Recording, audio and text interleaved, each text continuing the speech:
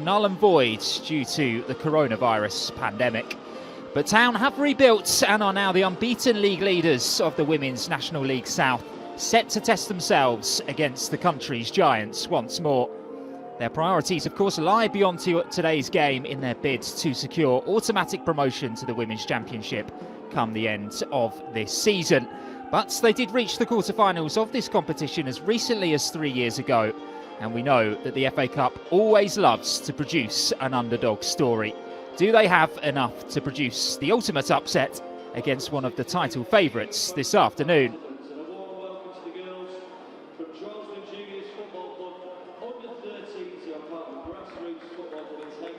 So let's have a look at the team news then, starting with the hosts, and it's a City debut for January signing Rebecca Canuck.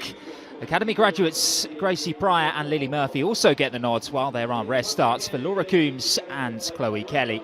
Viviana Miedemar is in the squad for the first time since October. Bunny Shaw misses out.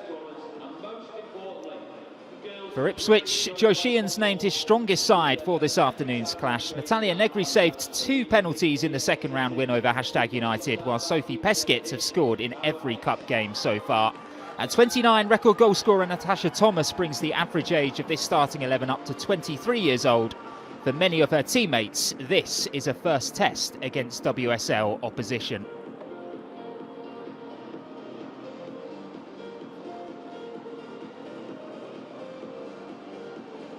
Final chance then for Gareth Taylor to have a word with his side ahead of kick-off. He won the FA Cup in his first season with Manchester City. He reached the final 3 years ago. This time around, he's backed his players to put together a strong second half of this season, following back-to-back defeats before the winter break.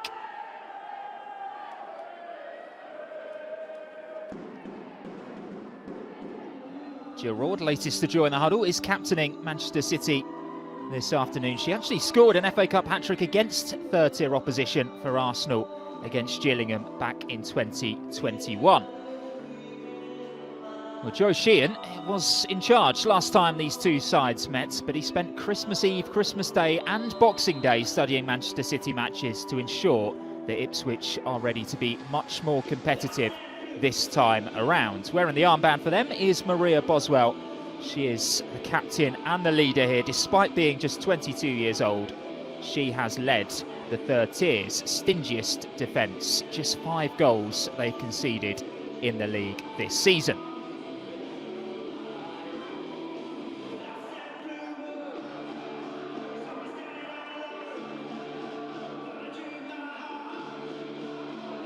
Grace Lowe is this afternoon's referee in the luminous yellow shirt there to the left of your screen. She's assisted by John Ashworth-Shears and Danielle Whitworth. Lucy May is the 4th official.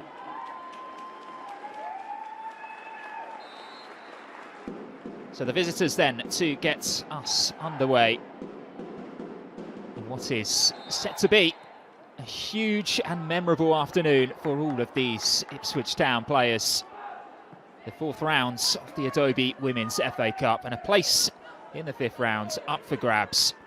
We saw City's noisy neighbours assert their dominance against West Bromwich Albion on the red side of Manchester yesterday. Now it's the Sky Blues' turn to be put to the test by lower league opposition. Just the 22 places and 2 divisions separate these two sides, but for 90 minutes this afternoon they have the same opportunity, and that is, of course, to make another step towards Wembley come the end of this season.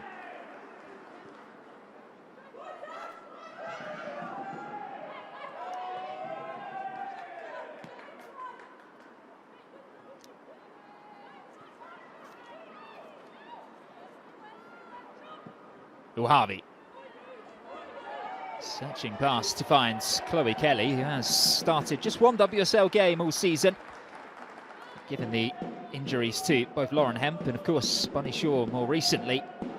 There is perhaps more of an opportunity for her to get some vital minutes, and for the club as well to just get rid of some January interest from other clubs who may be sniffing around for her services. It's going to be a routine claim in the end for Natalia Negri, who, as I mentioned, was the shootout hero against #United. It was a 4-1 win on penalties in the second round. Former Arsenal Academy graduates. She leads the Golden Glove race in the Women's National League South as well. 8 clean sheets from her 11 games.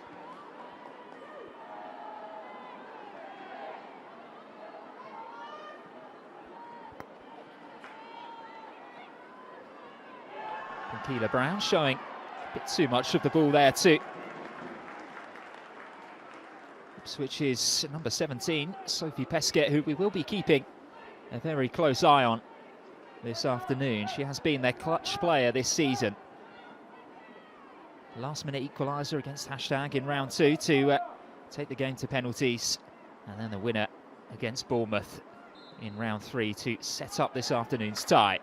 And they've gone quick with this free kick as well. In from Pesquet, away by Uahavi. Here's the captain, Raud.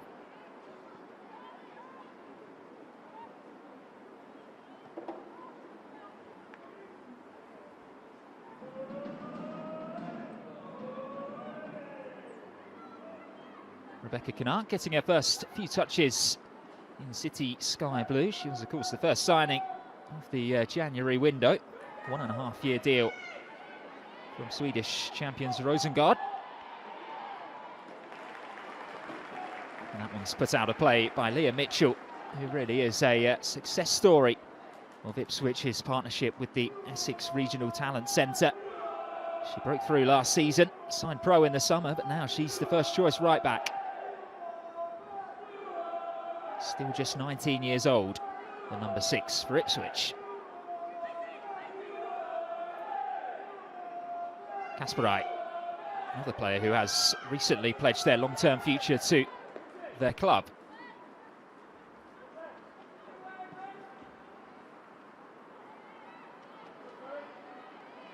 Murphy.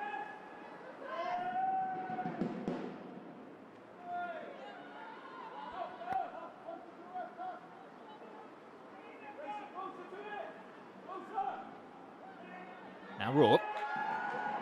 Quickly closed down by Natasha Thomas, who is somewhat of an Ipswich Town institution.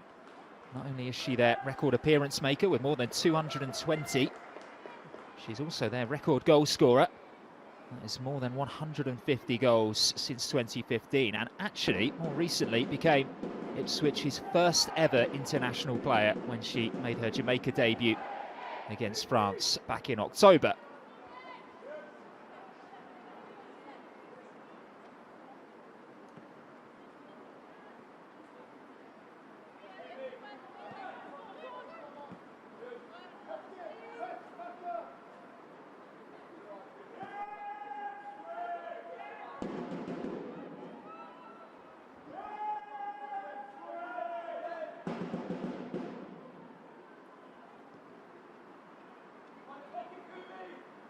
Uahavi.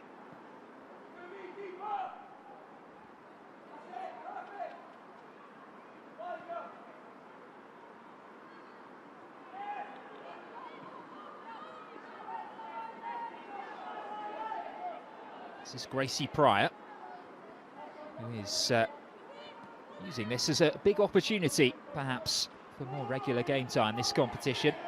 20 years old herself, she's made 4 Champions League appearances this season.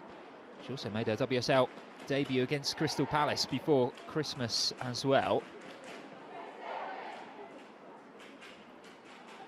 Alongside this youngster here, Lily Murphy, who gives possession away. So really strong running there by Lucy O'Brien.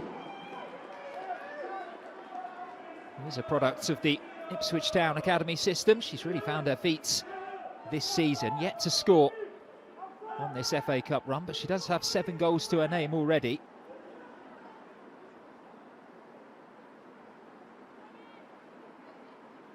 There are a number of players in this Town side who are very capable with the ball at their feet and dribbling at the opposition. Summer Hughes will give chase to this one. Kasparai behind it for Manchester City. It's well worked by Chloe Kelly, and Laura Coombs' pass is just out of play.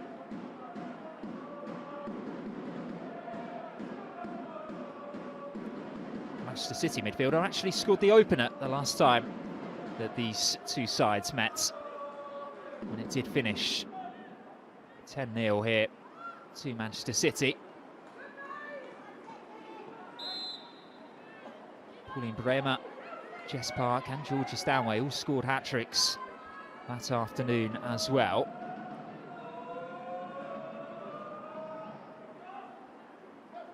Joe Sheehan has been talking about how he knows how games can get away from sides, especially at this stage in the competition and from their previous experience against Manchester City. So today is just about competing, and they're trying to keep pace there with Lily Murphy, who is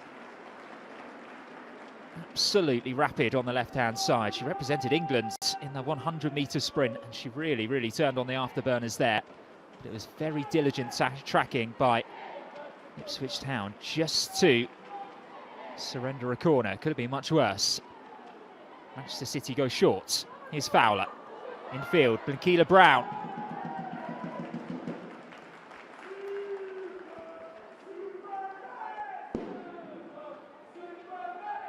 Ipswich Town had packed the penalty area. It was Megan Waring who got the final touch there as this next delivery comes in, away by Thomas.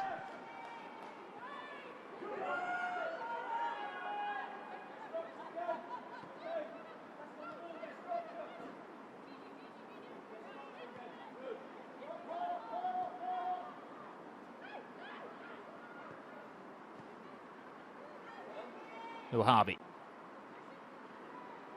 Murphy again.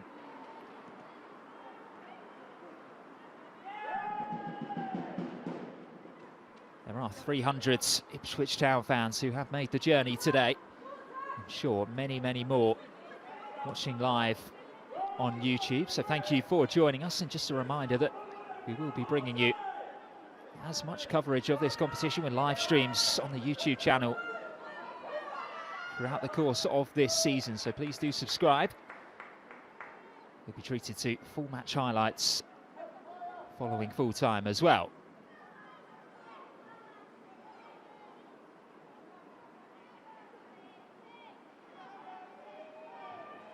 Coombs.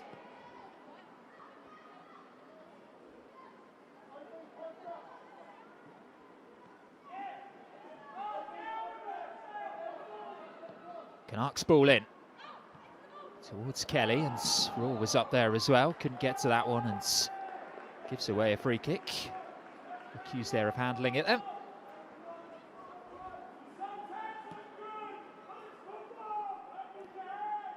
Well, it is Manchester City's first game of the calendar year. They are recently back from a week-long warm weather training camp when they had open sessions, community coaching and signing sessions as well. It allowed the likes of Rebecca Canuck to integrate. Viviana Miedemar, who is on the bench today, to get back on the grass again. And then also those youngsters to do some additional training as well. We saw that former Manchester United player Nikki Ioze is now part of the coaching team at Manchester City. He was making sure that this youngster here, Lily Murphy, was given plenty of shooting drills as she's fed it through for Uahavi, and that was very well defended by Leah Mitchell.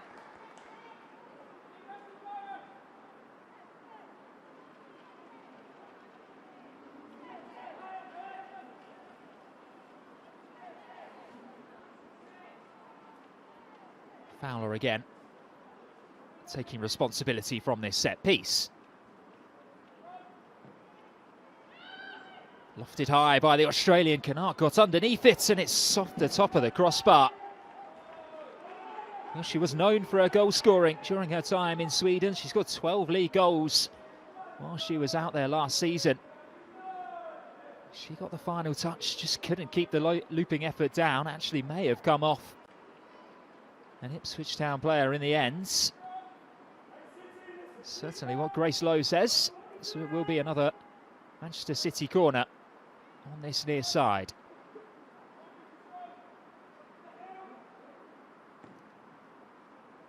Curled in towards Negri this time. Away by Boswell.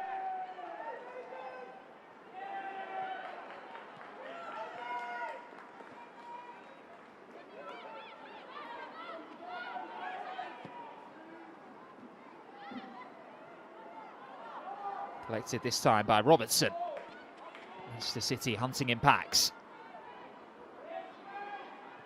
Uahabi. Out for Murphy.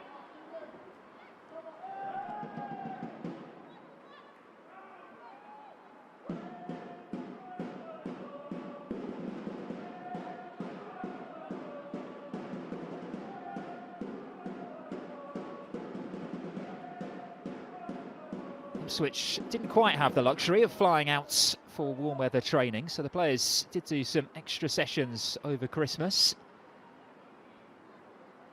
Unfortunately, their National League match at home to Exeter was cancelled due to freezing conditions last weekend, so this is also their first game of the new year.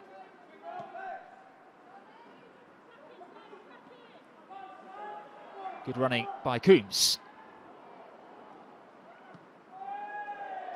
Flicks goalwards by Bincleda Brown, but only the side netting. Something a bit different though from City.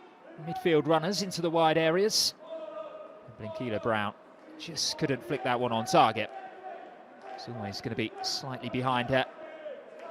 Slightly difficult to find that angle.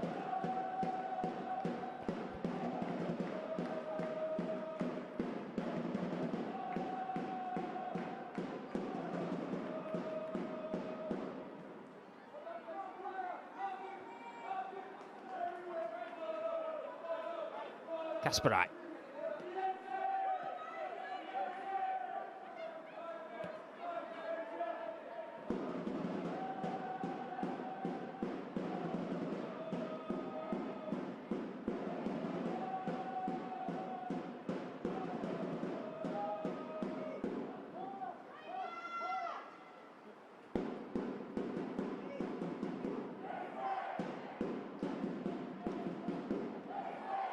Clark's searching ball, headed clear by Waring. Only as far as Chloe Kelly on this near side, and now Kasparai can weigh up her options. It's a lovely through ball by Knark, and it's roared into Mary Fowler. Brilliant block there. Megan Waring again behind it, the Scotland under-19 international. Sensed the danger and put her body on the line to good effect. Still though, the waves of Manchester City attack come. Murphy.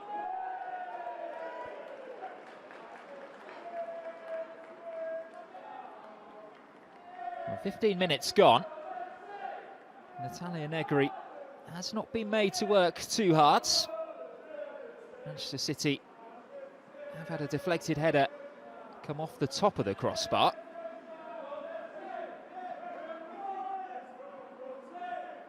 But Ipswich have been tracking back and across the pitch very well, very effectively. It is a settled back five that they have at the moment. They also have Grace Garrad sat just in front of the back four.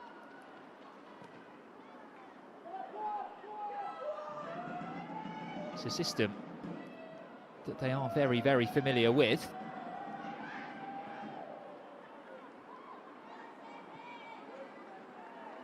How coolly done was that?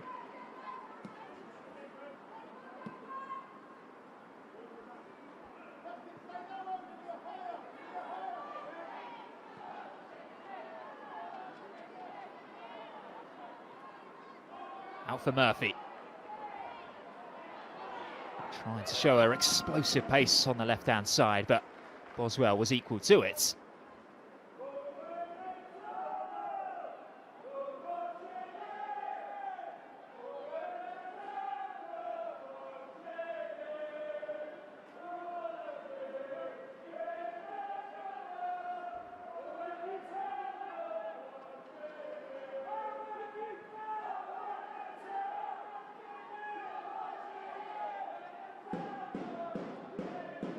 Canuck.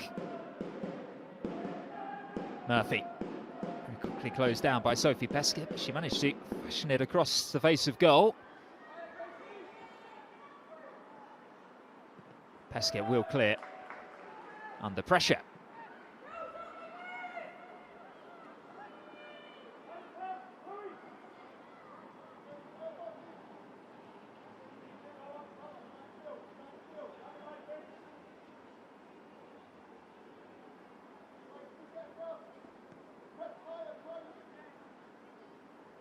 Canuck.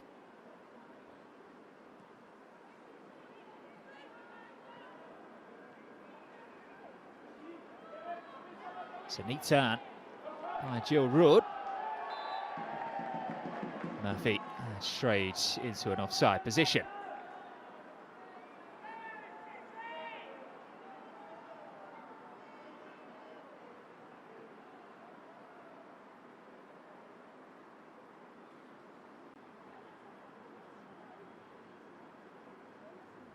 Slight issue for Maria Boswell, who is now into her second full year as the captain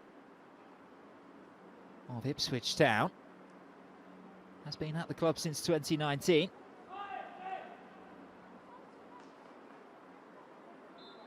She won't want to miss a second of this opportunity up against one of the giants of the English game.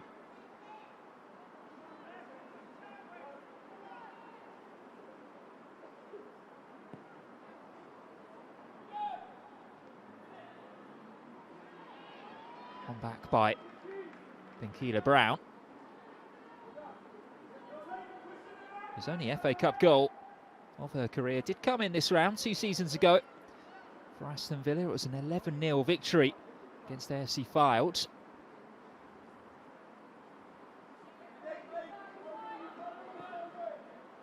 Canuck again, looking to stretch the lines. Hughes. O'Brien caught in possession.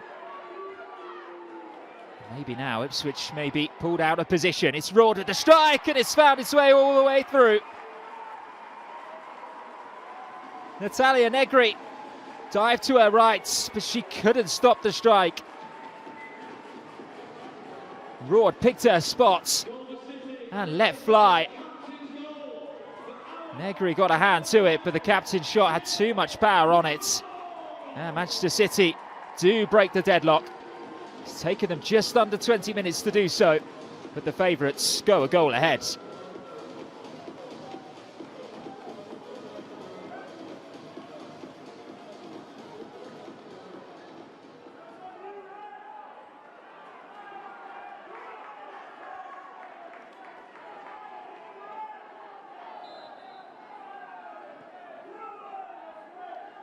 Well, it is quite easy to forget, given just how quickly she's rediscovered her form, that about 12 months ago was when Jill Rood suffered that ACL injury. She spent 8 months out. She returned ahead of schedule, scoring 3 goals in quick succession on her return. And now she has just opened up Manchester City's accounts in this season's FA Cup as well, with the captain's armband on, no less.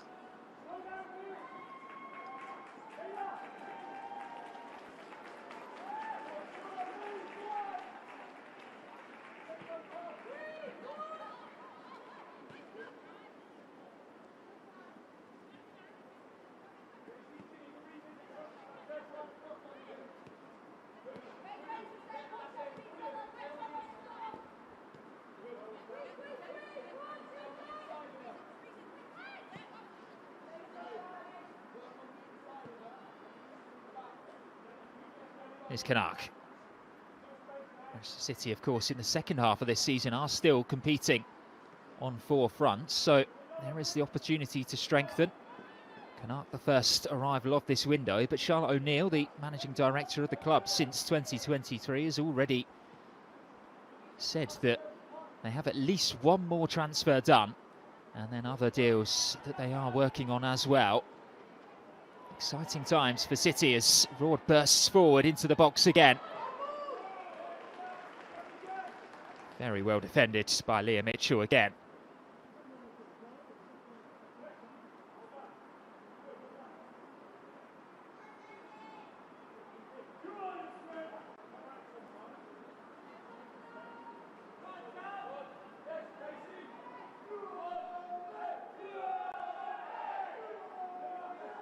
Ipswich Town's best ever finish came 3 seasons ago in this competition when they reached the quarter-finals. It was there that they suffered a 1-0 defeat to West Ham United. And last season they were knocked out in this round by Charlton, losing 4-1 at home. Joe Sheehan did say in his pre-match press conference that it is an exciting occasion. It's a great opportunity to play the likes of Manchester City, but they did want to draw a team where it was much more of a level playing field.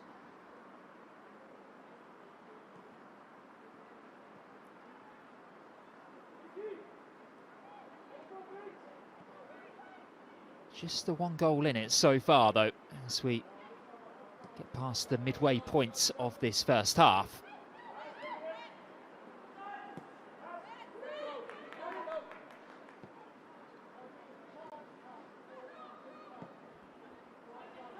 Canucks switch of play, bringing Chloe Kelly into action.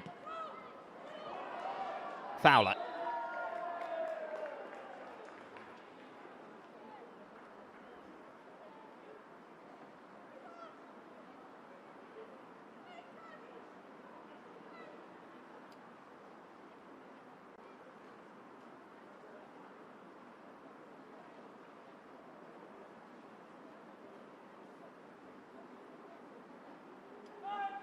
Ipswich are doing everything they can off the field as well to make their sides that bit more professional and go up through the levels with the right infrastructure around the team. We spoke about them being unbeaten at the top of the table in the 3rd tier, with Women's Championship promotion very much their objective. Behind the scenes, they brought in Lauren Phillips, a former technical coach with Southampton Women. She was appointed earlier this week.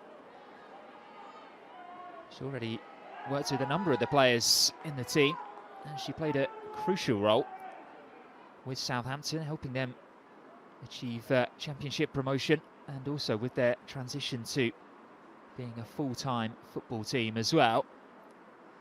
She'll be doing a similar role, no doubt, in Suffolk.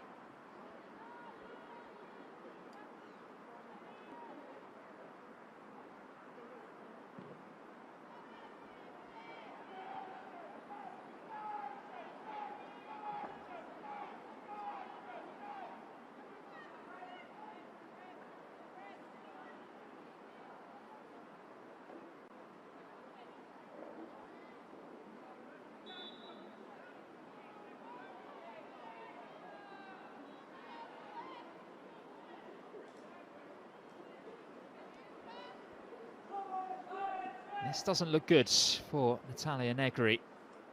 I think it was following that most recent clearance. 20-year-old goalkeeper immediately went to the grounds.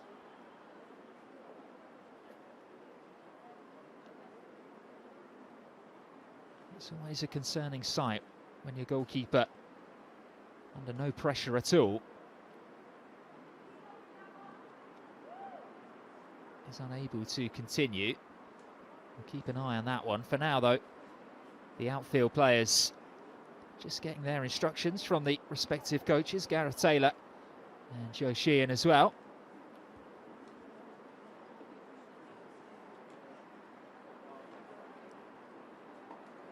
So coming up to 26 minutes gone in this first half, and so far just the 1 goal separating these two sides. It was Jill Roord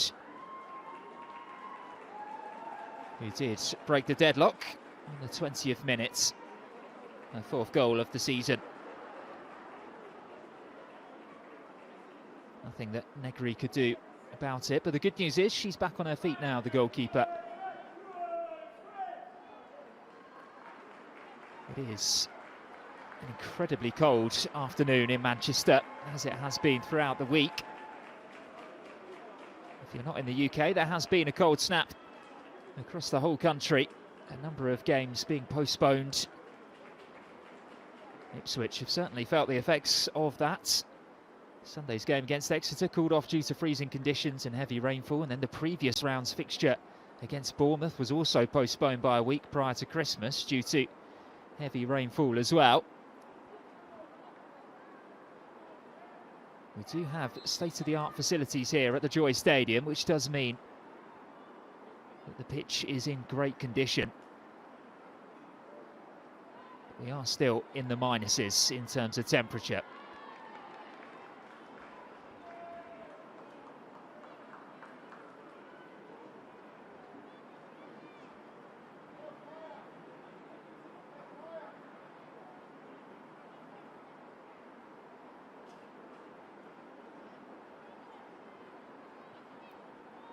Away by Coombs.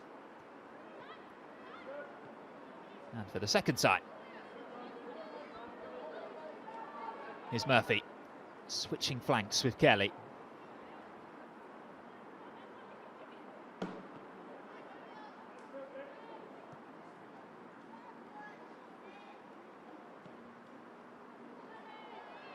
Clark's ball is looking for the England international, slightly too far ahead of her, but the thumbs up of appreciation from Kelly.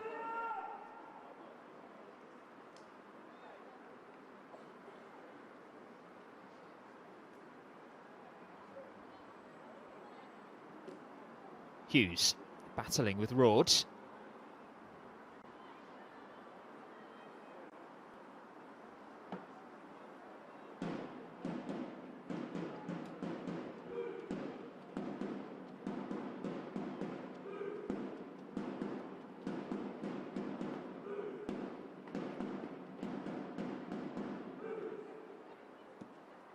Kasperai.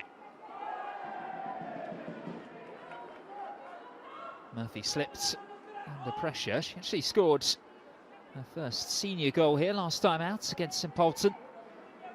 2-0 win in the Women's Champions League. And of course, Man City still going very strong in that competition as well, booking their quarter-final spot with 2 group stage games to play. Thomas's foul on Gracie Pryor.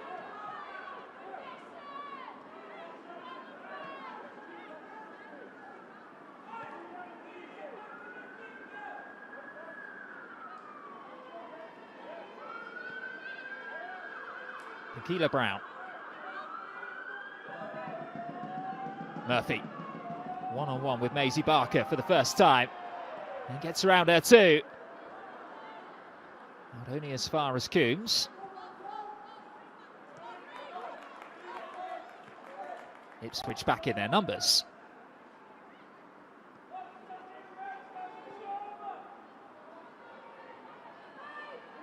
Kelly. Getting round Mitchell. It will be a Manchester City corner.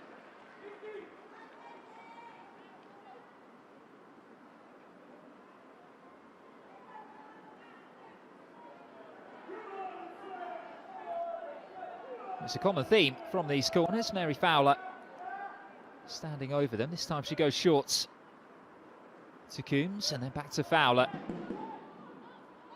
to find Kasperai.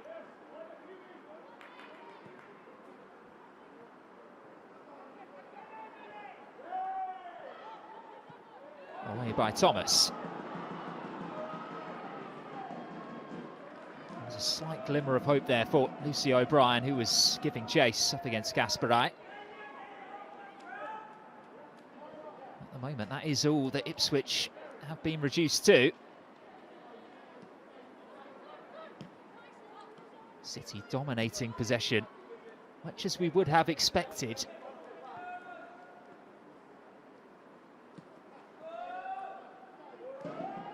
Murphy, away from Maisie Barker again. Plenty of green grass to run into. Gets around Waring too, and really miscues the cross at the end of it. The run deserved more.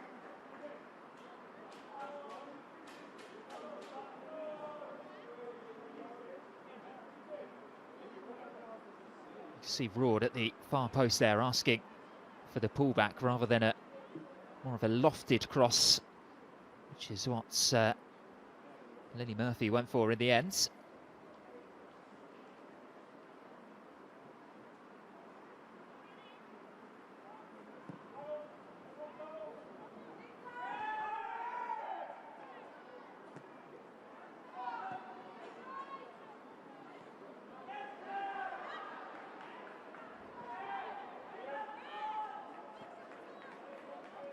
Kasparai again.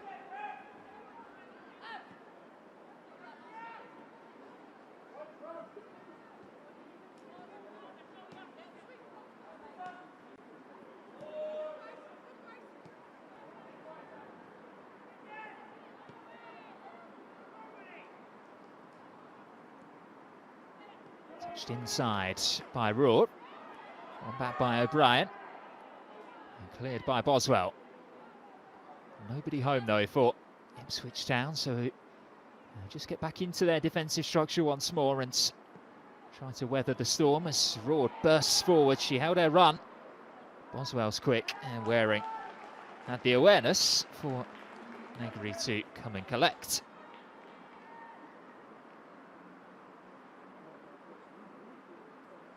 Megan Waring was the club's December Player of the Month, the left-sided centre-back. Made her 50th senior Ipswich appearance back in November. She did learn her trade in her early days in the academies of both Arsenal and Millwall as well.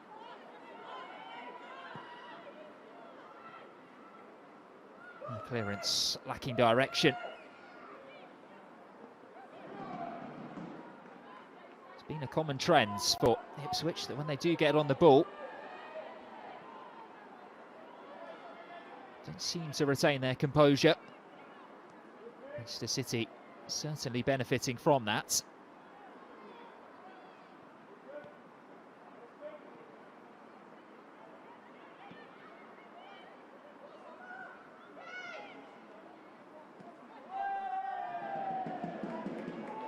Little heavy from Coombs.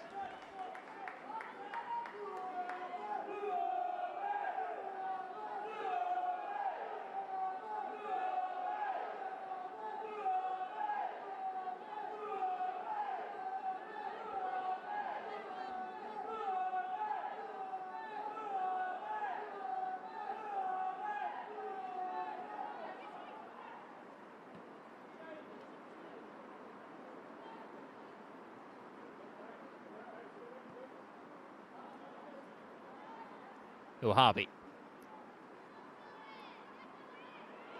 That's a lovely turn by Chloe Kelly. Time to pick the pass, but cleared by Grace Garrad. Chloe Kelly showing her quality there, just leaving two players in her wake.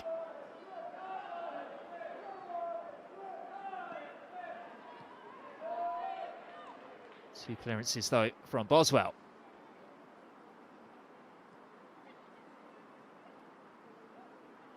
Rawn.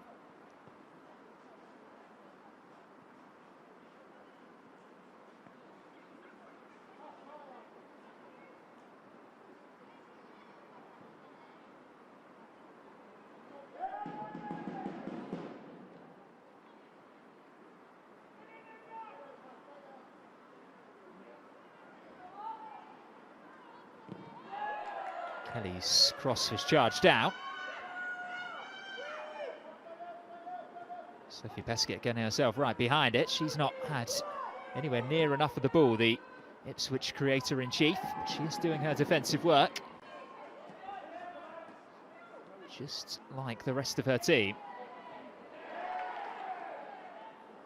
O'Brien, fouled by Kasparai.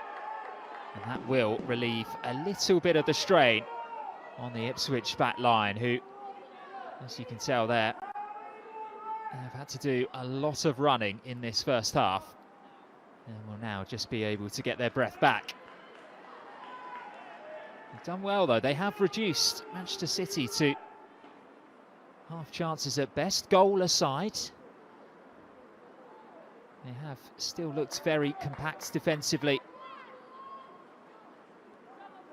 City have had to work hard to break them down, the third-tier opposition.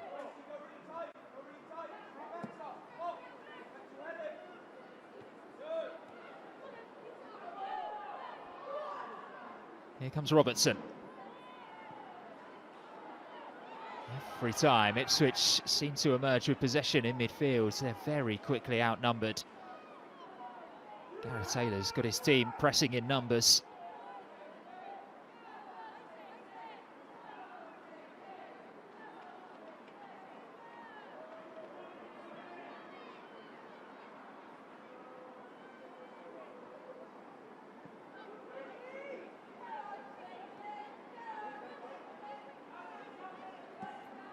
Pryor.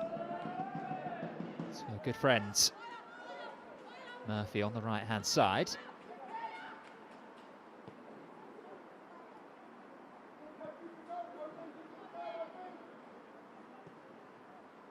Kelly's ball looking for Fowler.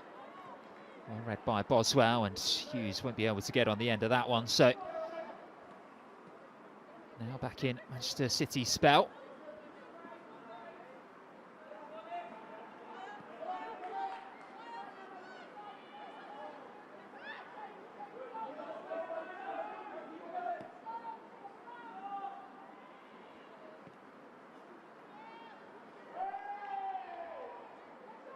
Ward stretches to keep that one in.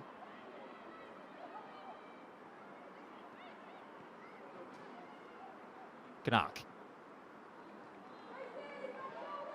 Kelly the runner. Will Harvey there with her.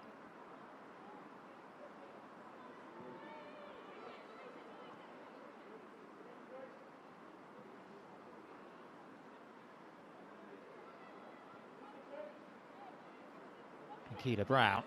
Lovely drop of the shoulder there. Let's bring Murphy into play. Up against Barker. Murphy inside, going for goal, and just couldn't keep the effort down. Much more promising though from the 18-year-olds. This time going inside.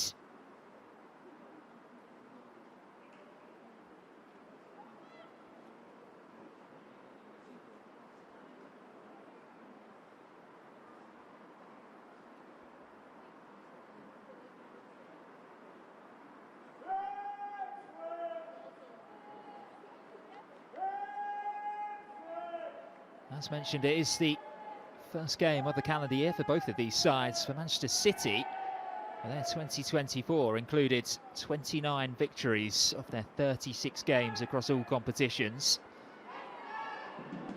That included 18 out of 22 in the league.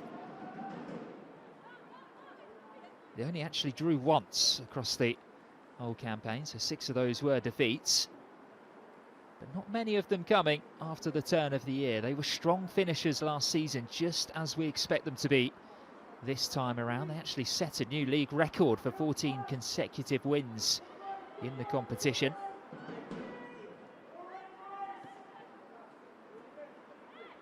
With the likes of Miedemar returning, and hopefully Lauren Hemp and Bunny Shaw not too far away in their recovery, they will be able to pick up momentum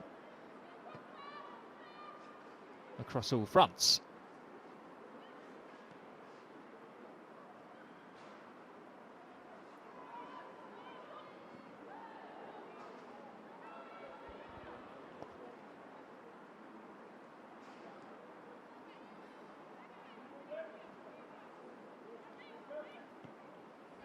Gasperai.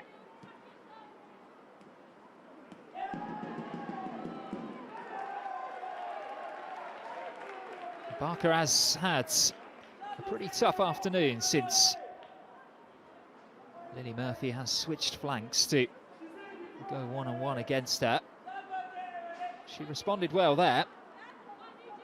She's definitely more of a front-footed fullback.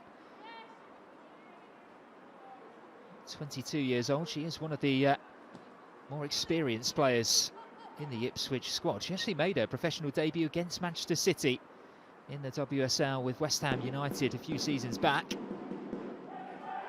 She has been at Ipswich now for 2 years. She even scored the opening goal in the second round win over #United, a former loan side of hers.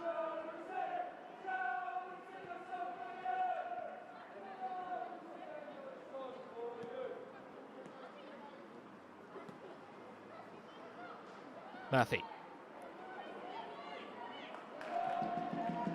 Again, Barker equal to it.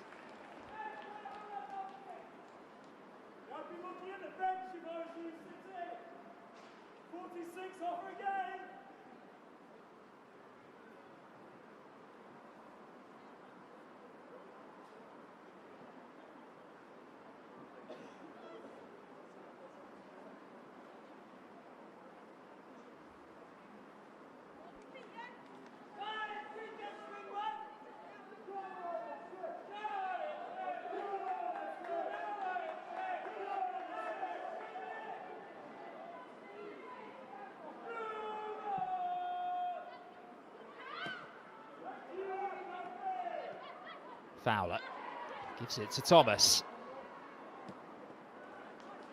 Again, neat footwork, but now just lacking the calmness, the composure when they are in possession. Ipswich to just find that next pass and ensure that they hold on to possession, just as Boswell's done there. This ball is going to come straight back her way.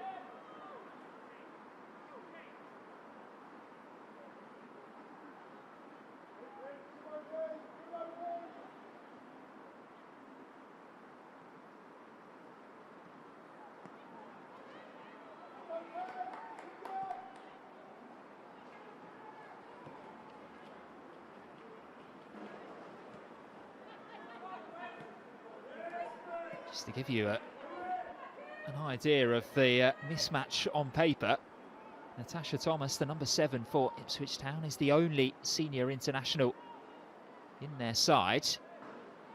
There are only 2 non-senior internationals in the Manchester City side, but both of them are representing their country at youth international level. Everyone else very much established within their national team setup as Kelly tried to burst through.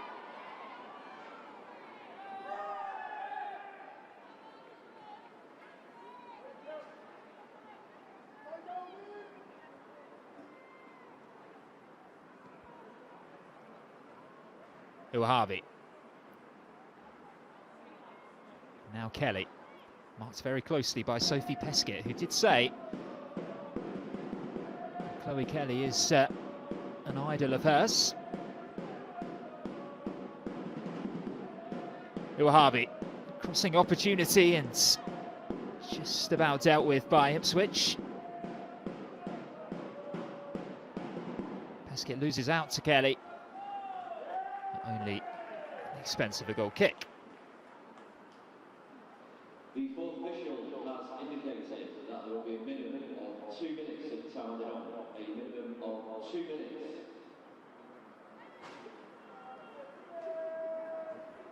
Two more minutes then for Joe Sheehan to watch his side keep Manchester City from scoring more goals in this first half. They've done well to keep it to just 1. City's chances have been few and far between. Ipswich haven't threatened at all. But what they have done is they've made it incredibly difficult for City to operate in the spaces that they're used to. I think the visiting manager will be very proud of his team's performance at the interval, and maybe even sense an opportunity to be a bit more progressive in the second half.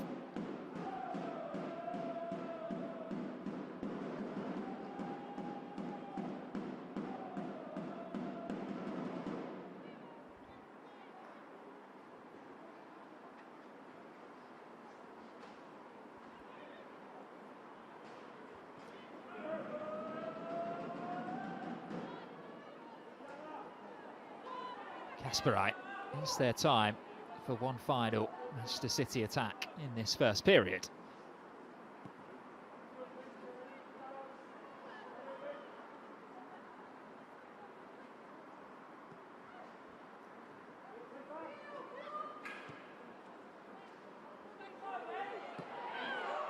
Here goes Barker.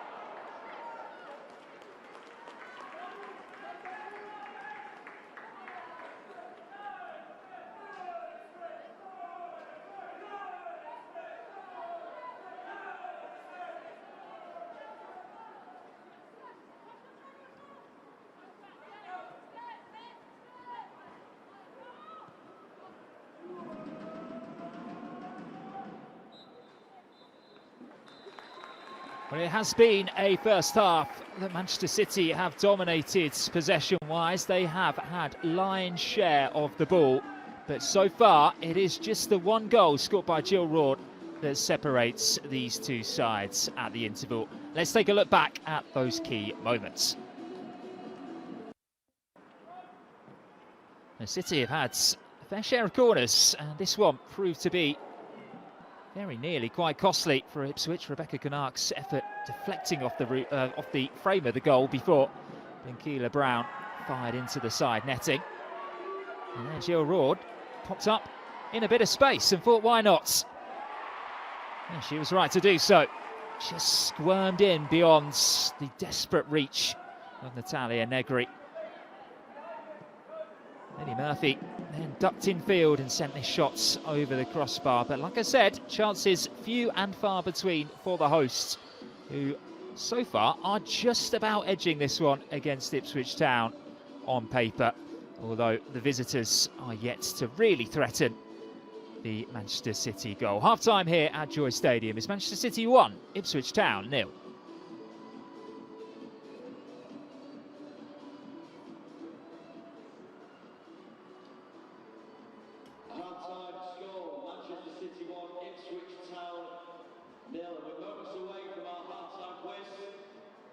Absolutely free to play, simple to join, nothing to download, get involved. Open your internet browser, mancity.com/quiz. So last chance to get involved, mancity.com/quiz. Get registered now. Some great news for your new addition to the... And still Ella Toon! Oh! Tremendous from Toon! Oh my word. That's ridiculous.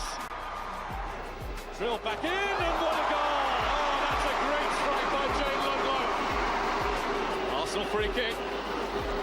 Charlton have been in the lead for just over 4 minutes. Scott leaves it. The dummy hasn't quite worked. It's fired in, and Tony and Wayne can't get there. And the inevitable has happened. Kelly Smith has levelled for Arsenal.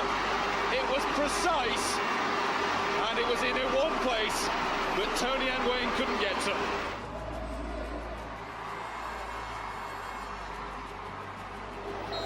Yankee looks favourite. Rachel Yankee for Fulham. Terrific free kick. Rachel Yankee breaks the deadlock, and Leanne Hall is beaten at last. The angles weren't quite right. The wall couldn't do its job. And Rachel Yankee did hers, and Fulham lead in the cup final. Yeah, fantastic free kick by Rachel Yankee. She's found the little gap, she's gone over the top of the wall, and Leanne Hall obviously very unsighted. Superb free kick from Rachel Yankee.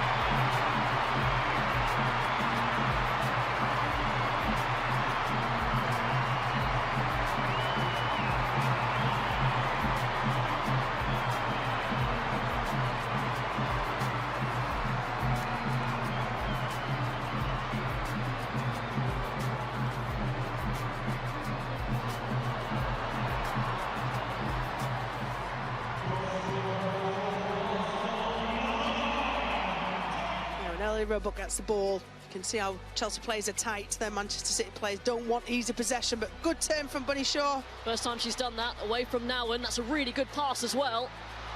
I think Carter put off Hemp just about enough, but she will get a second chance here. Hemp, away from Bright, it's Lauren Hemp. Oh!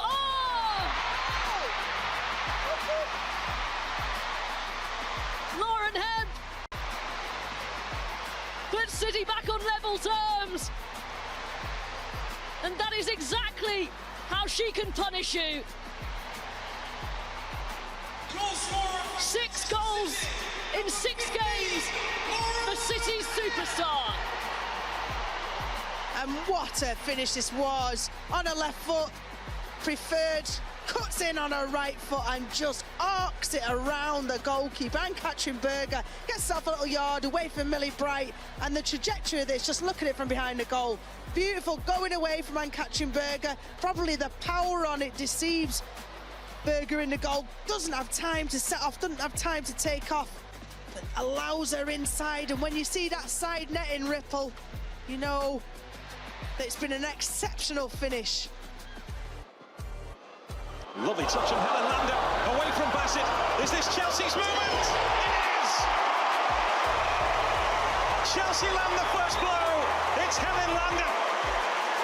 Well, he said that it'd either be a mistake or a piece of brilliance, and what a piece of centre-forward play that was from Helen Lander. What a great turn. A great turn straight past the centre-half, kept her composure, left footer.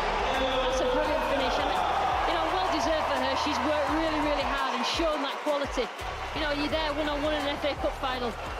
That's a good finish. You know, she's under pressure. She made sure she put it away. That's what it means. Looking for Fleeting. He just lost her footing. Chance now for Arsenal, and it's one that's been brilliantly taken. A fantastic goal by Kim Little. She had the awareness then to look up and maybe see that Fleeting was coming back from an offside position. But Arsenal have taken the lead in spectacular fashion. Absolutely fantastic goal. I think it has been coming. You know, you can see Kim Little's been on the ball quite a lot. She's been, you know, getting free kicks, but, you know, a little nutmeg's there. And to have this sort of composure to just knock it past the player and just nice little side foot into the corner. It was coming, and, you know, Bristol have to get their heads up now and start believing in themselves and getting forward a little bit more. But Kim Little, you know, I think we mentioned her as a key player, and that's why. Sanderson, Fleeting and Smith in the centre. Sanderson looks for Julie Fleeting, it's headed away. Drilled back in, and what a goal! Oh, that's a great strike by Jane Ludlow. On the stroke of half-time, Arsenal lead 3-1. And if there were question marks over whether the first goal that Jane Ludlow scored is hers, no arguments about that. It is a belter from the Arsenal captain. That's a fantastic strike, fantastic hit.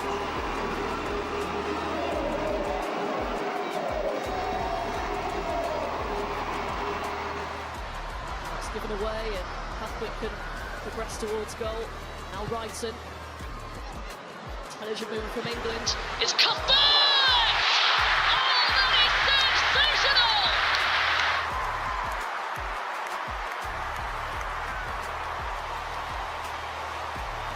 Wow! Erin Cuthbert! With an absolute belter!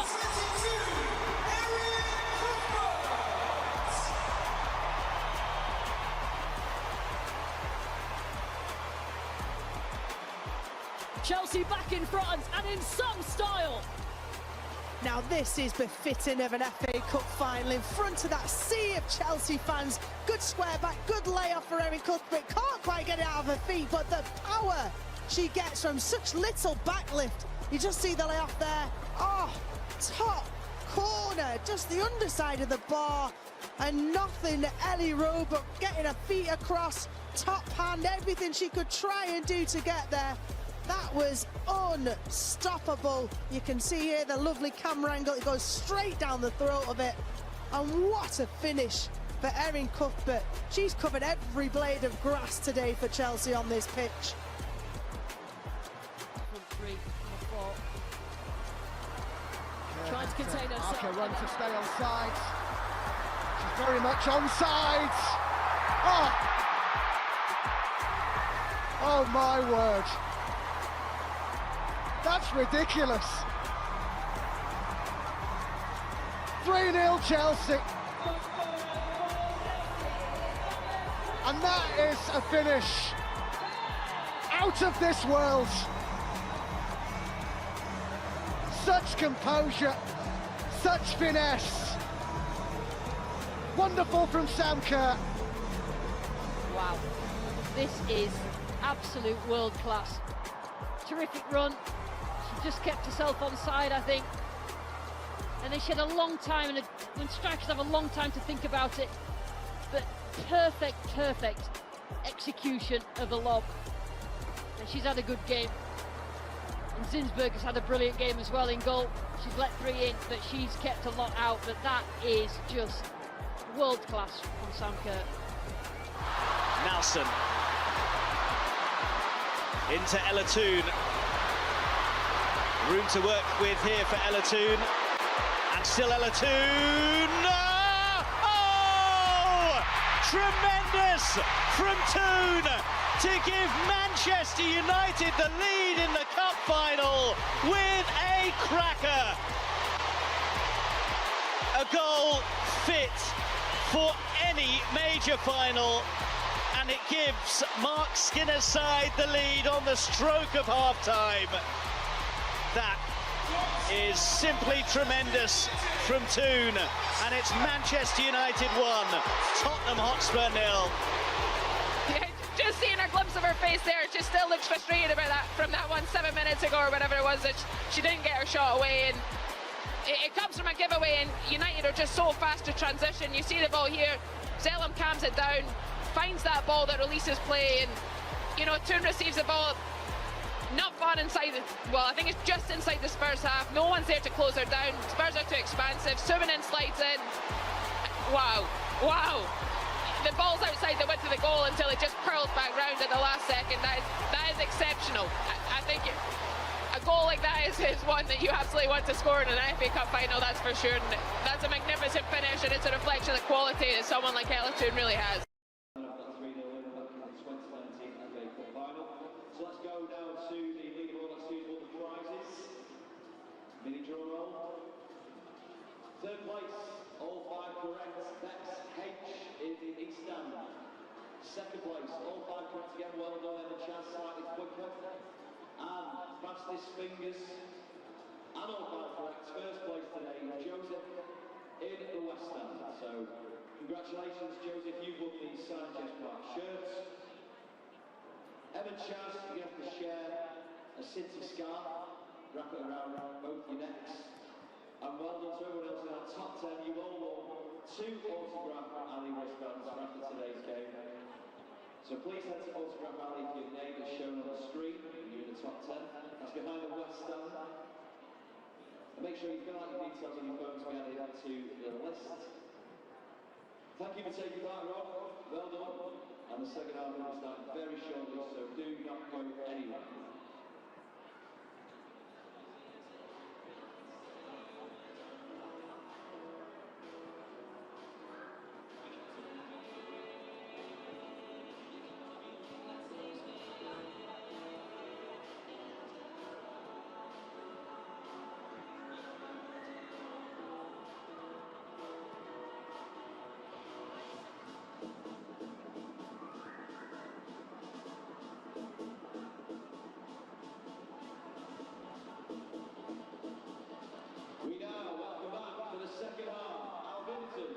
Ipswich Town.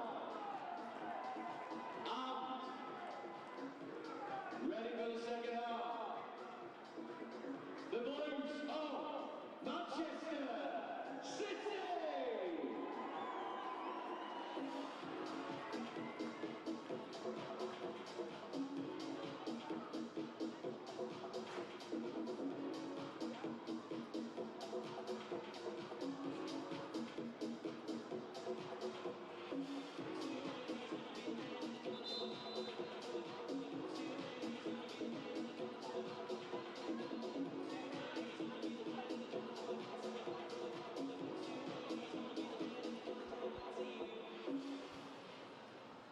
Welcome back to Joy Stadium for this Adobe Women's FA Cup 4th round tie between Manchester City and Ipswich Town. Manchester City, if you are just joining us, are 1-0 up. They are on the right-hand side of your screen, playing in sky blue.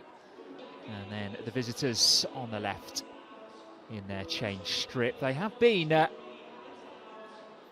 very resolute defensively, Ipswich. We haven't seen too much of them going forward just yet, but I do wonder whether that will change as the game goes on, and if the score does stay within reach. We are expecting, of course, the gaps to open up as Ipswich start to tire, but they do still have a full suite of substitutions to make in this second half, just to keep things fresh as we go through this tie. Then the first 45 minutes, it was City who dominated possession. They were restricted to only a handful of chances, though. Ipswich certainly have played their part in this cup tie so far. Uwahabi.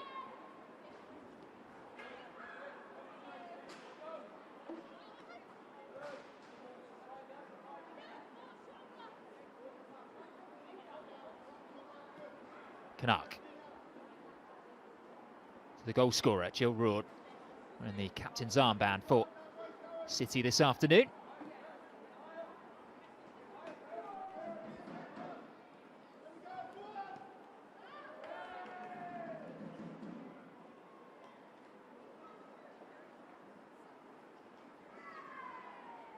Joe Sheehan, the Ipswich manager, did openly admit in his pre-match media duties that there may be phases of the game where Ipswich do need to make totally different decisions to the ones that they would do if they were playing league football.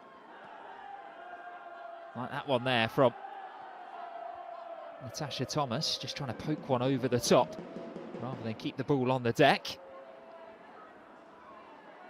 But he said that the big thing that they wanted to leave on the field was just being competitive this afternoon. They know what it feels like to come here and lose heavily. 10-0 score last time out will certainly have left an impression, just as that challenge did from Maria Boswell on Jill Roord.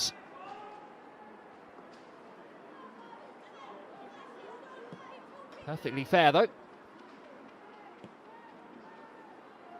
Just strong in the execution. The defender certainly would have enjoyed that one much more than the midfielder. Uwahabi.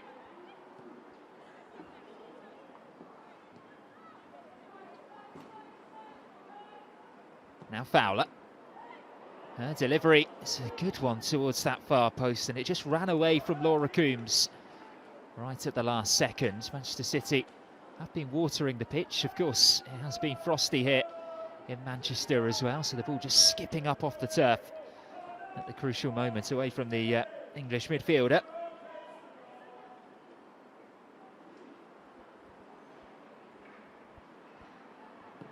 Good news is that Natalia Negri has been able to make it out for the second half. She did sustain a bit of an injury from one of her clearances in the first 45 minutes.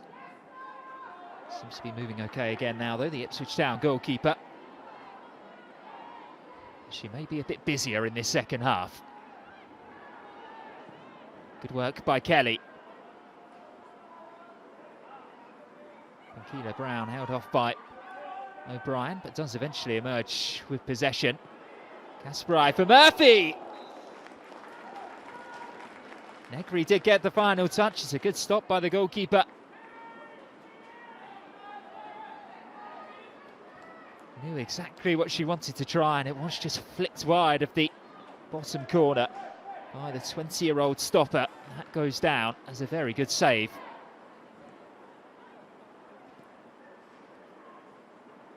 Fowler onto her left foot to deliver this time, and it wasn't too far away from finding the back of the net on that occasion either. Gracie Pryor arriving at some speed too, at that near post. Just trying to get any body parts she could on the ball in the end. Sends it whistling wide.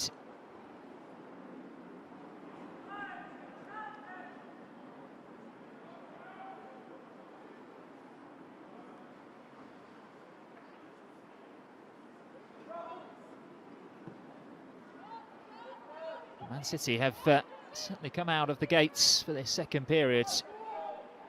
The sharper and brighter team. Pryor takes a clattering challenge from Garat, who is shown a yellow card for her troubles. So Grace Garrett, the Ipswich number 5, the first player into the book this afternoon.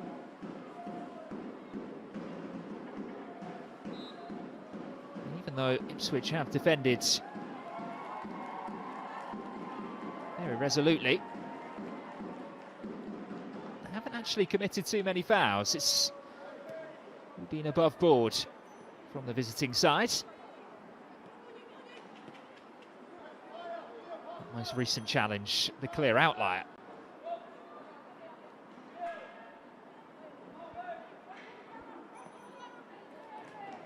Fowler, first time in, and it's cleared away. O'Brien had to get that one right, and she did just that. Needed to be quicker with the final bit of decision making though.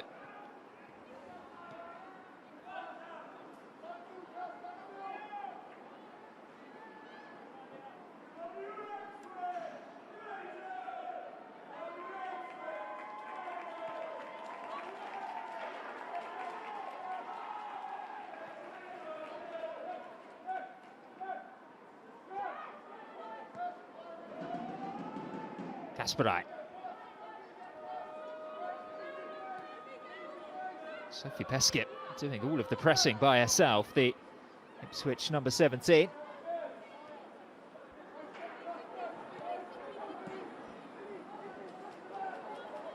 Fowler. Murphy unable to take it in her stride.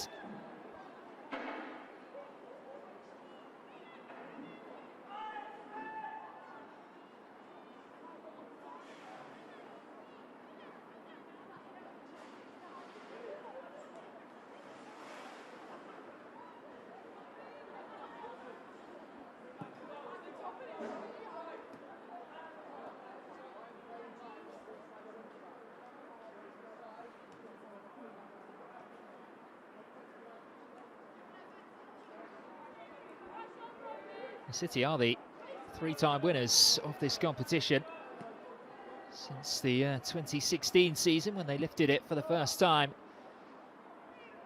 in the summer of 2017. They won back-to-back trophies between 2018 and 2020, but they've not managed to do so since. Of course, they got all the way to the final at Wembley 3 years ago before losing 3-2 to Chelsea, thanks to a late strike from Sam Kerr.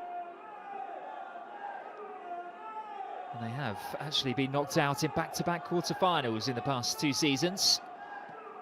The last time was against Tottenham on penalties. So we certainly feel as though they have a point to prove in this competition,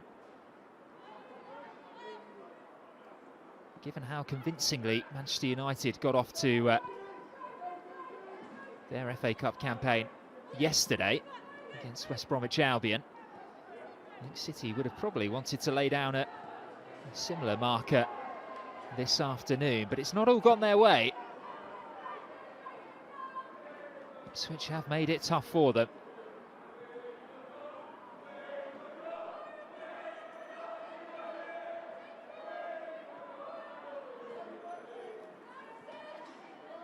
Despite the hosts passing the visitors off the park, still it is just that one goal that separates them.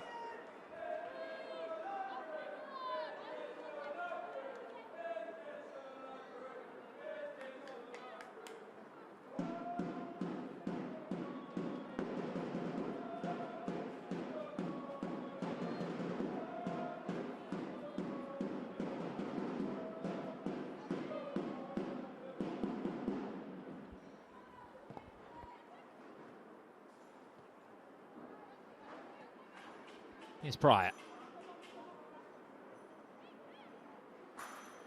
Not too much movement ahead of her in blue. The Fowler has spotted the run of Rawn. Nice footwork to get away from Robertson. And the ball in was good too, and it's off the crossbar before eventually being tapped home. And it's a familiar sight. Laura Coombs scoring against Ipswich Town. All of the work done on this left-hand side by Jill Roord, who scored the first and is now the architect of the second. The first strike cannoning off the woodwork before she was able to pounce from close range. Laura Coombs back in the team, back on the score sheets. She's had to be incredibly patient this season for her opportunities. But she has opened her account for the 2024-25 season now.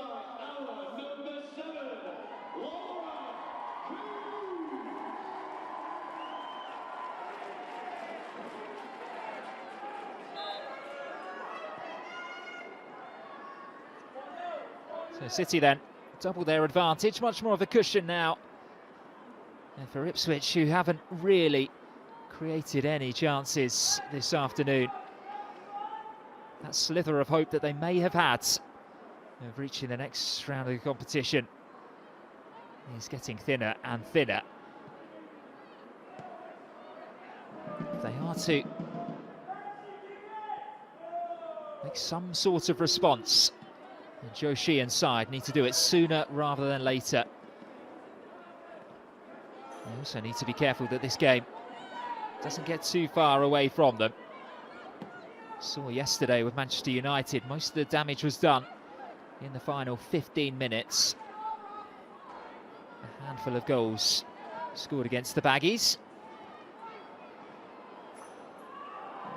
Summer Hughes running back possession for Ipswich.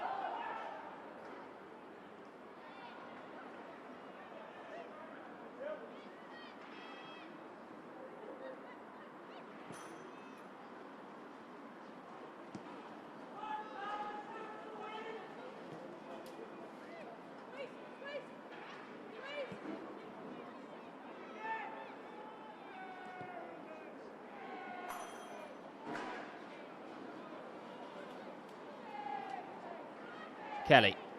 Coombs was pointing where she wanted it. She's continued her run forwards. Now the taste for goal scoring, Laura Coombs. And she's into a good area again. And pushed away by Natalia Negri. And it's amazing what a first goal does for your confidence.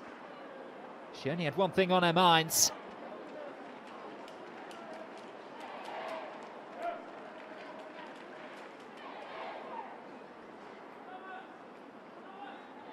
City with a corner.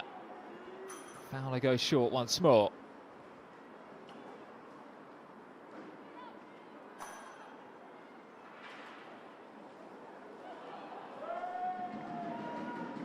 I think those centre-backs who have made the long run forward and are now trudging all the way back to their own half, Rebecca Canark and Gracie Pryor, will probably say that's a missed opportunity and a frustration that Manchester City weren't able to get the ball into the box there.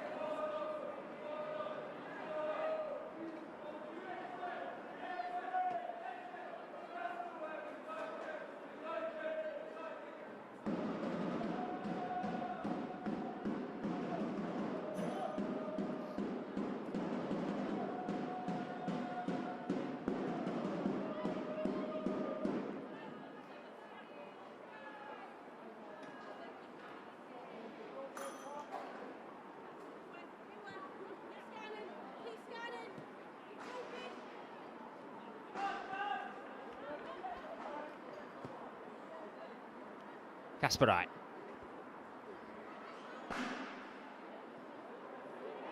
That's a clever run by Lily Murphy, who's in behind. He'll be kept alive by Chloe Kelly. Robertson blocks the cross. Not sure whether it was a pass or a shot from Murphy, but Uwahavi will look to benefit, and it was charged down again before Kelly fires just wide of that top corner. So much power behind that strike. She knew exactly what she was going for. Short backlift, not too far away from nestling in the top corner.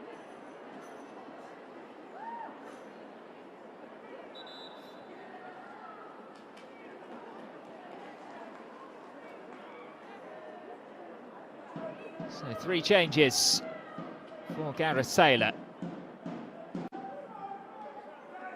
And the first one will get a big round of applause. Lily Murphy, who had the most recent opportunity there, replaced by a summer arrival who the City fans haven't seen too much of, and it's her first appearance back since October.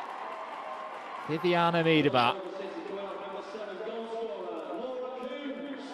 Laura Coombs' number also held up to be replaced like for like in midfield by Jess Park, who does have a career hat-trick against Ipswich Town in this competition. And then Gracie Pryor, a young centre-back, replaced by a bit more experience in Laia Alexandri.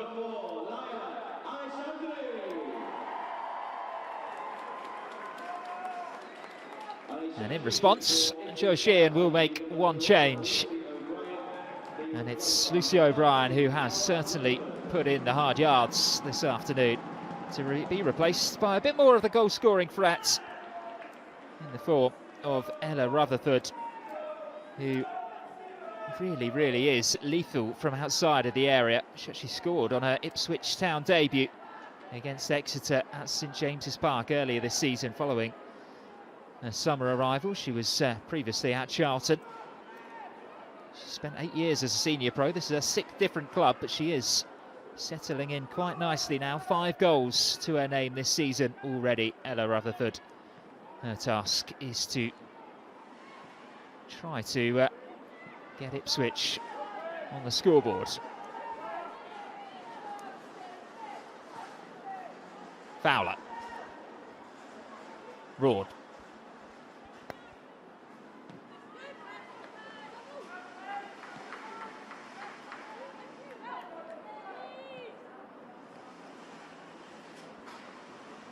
I think Gareth Taylor will probably use this final half hour or so just to get Laia Alexandri used to playing alongside Rebecca Canuck. Of course, they are still going to be without Alex Greenwood for a while longer.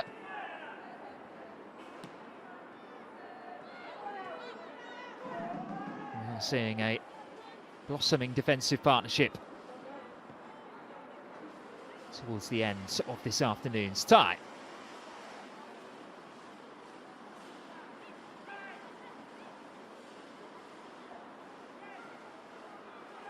Park.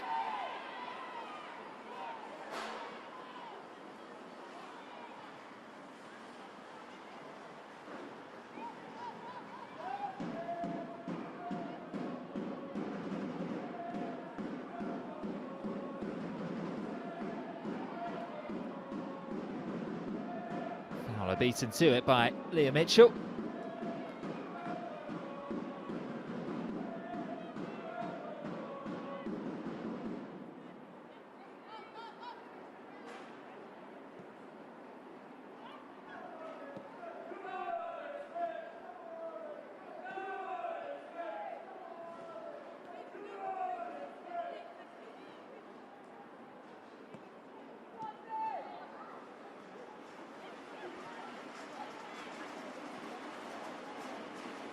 Fowler.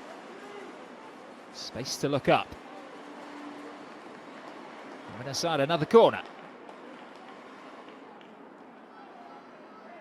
City have almost exclusively gone short from these situations. As expected, it is Jess Park who runs over to offer the option.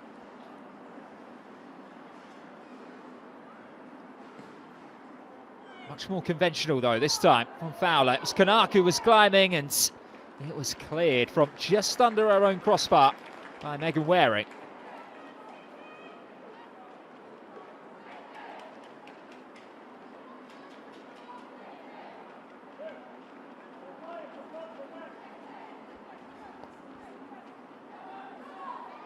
Canuck has caused issues when the ball has just been delivered straight into the penalty area. See if she can be third time lucky here. Fowler's ball in again, it's deep. And away by Boswell.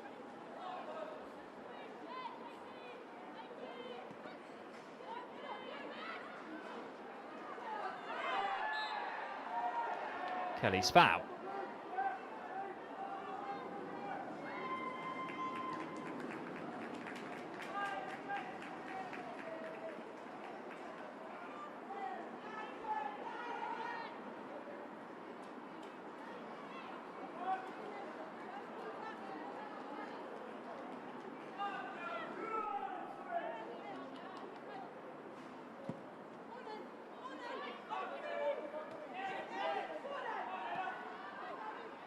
Park. Kasparai invited to join this attack.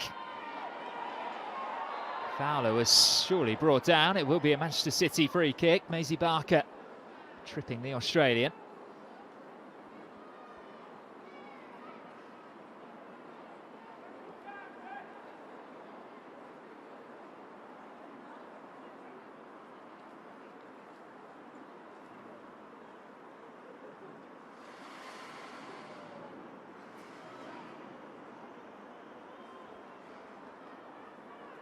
So Fowler or Park, it looks as though it will be the Australian once more.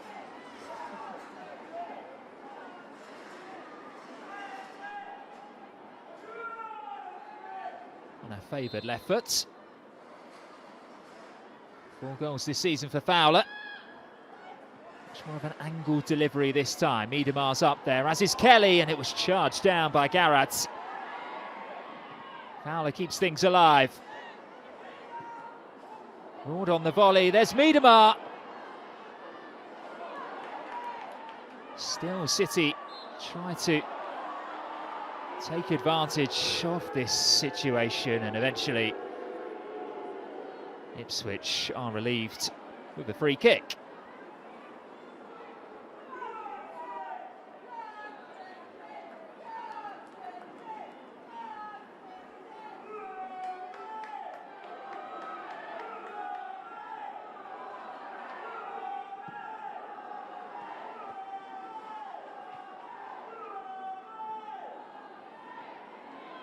Kasparai unchallenged.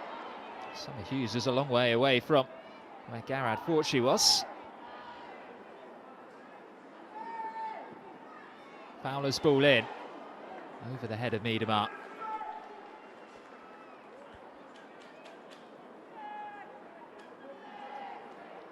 Back now from surgery on her left knee, Viviana Miedemar.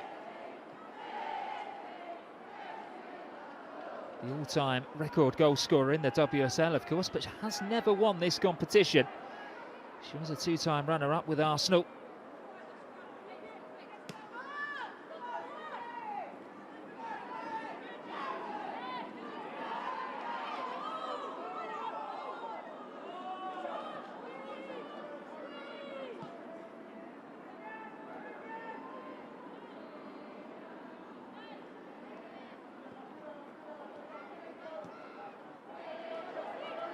Harvey.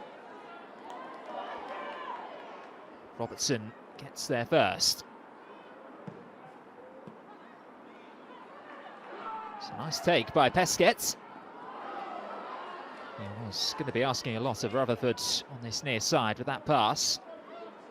Canard got in the way anyway.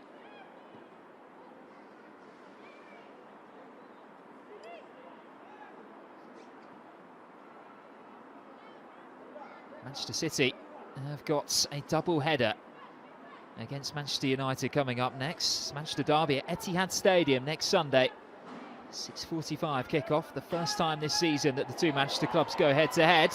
As Rord is through and cleared away by Megan Waring. Only as far as Blinkila Brown, and Waring throwing herself in front of the ball again. What a game she's had, the 19-year-old centre-back. Out of possession here though. Miedemar. Park was waiting for the pullback. Park gets the pullback, as does Chloe Kelly, and again it's Megan Waring in the way.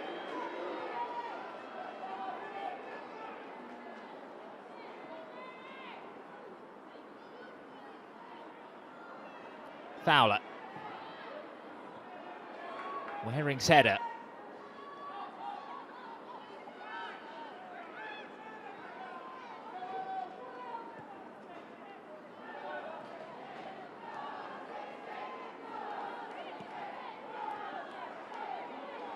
Keela Brown. Miedema to Jess Park.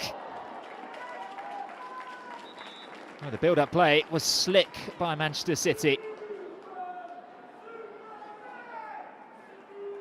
Park just getting underneath the effort in the end. Substitution for Ipswich Town coming off number 7, Natasha Thomas. Natasha Thomas Close by 14, Lucy Watson.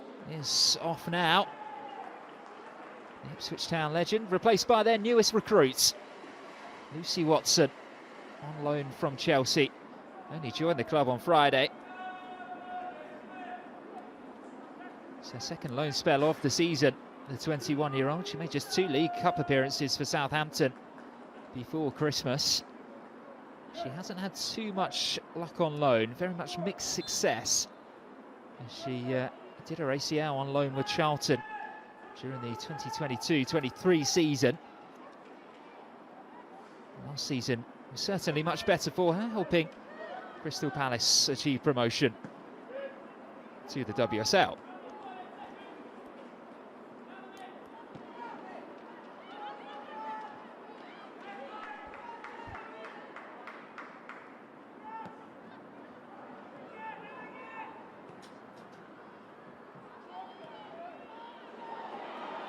There goes Roar again, this time popping up on the right-hand side. Waring's header wasn't quite away. Doing just enough defensively. Ipswich to keep this score down.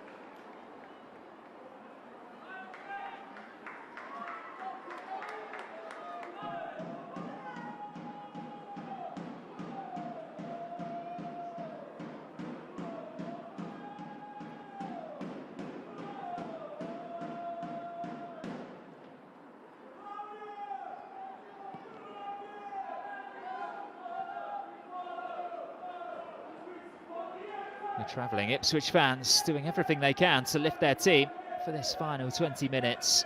They would love something to celebrate before beginning their long journey home.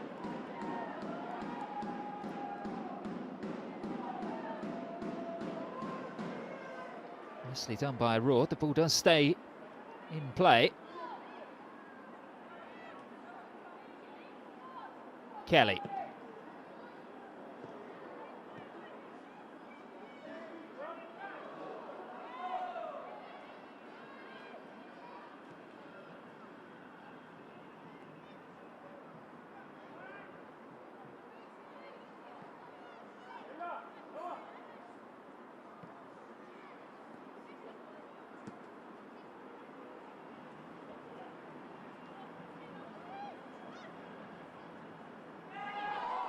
Kelly bundled over by Watson.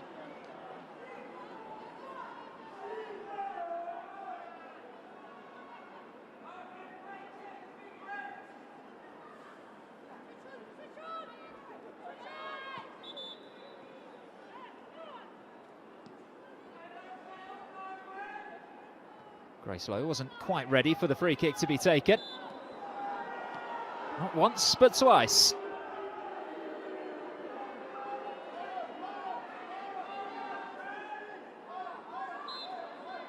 Now Kelly gets the signal.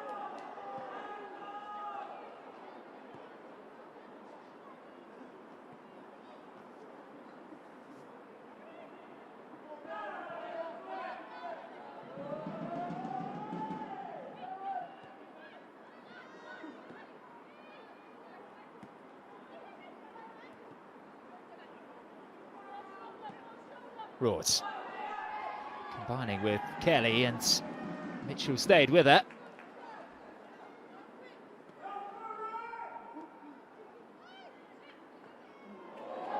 Some lovely touch by Uahabi.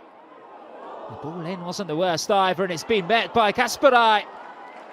And the deflection took all of the power off it and allowed Natalia Negri to gather. Sat up so nicely on the bounce for the Netherlands international.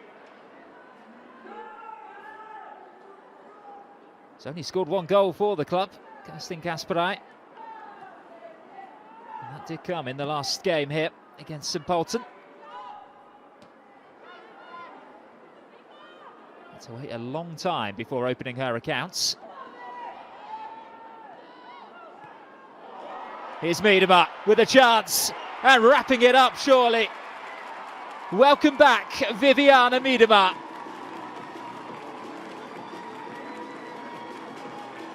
Such a confident finisher. And Manchester City will be delighted to have her back on the pitch. Set up perfectly by Chloe Kelly. And time just seemed to stand still for the modern game's most prolific marksman. Viviana Miedema with her second goal this season.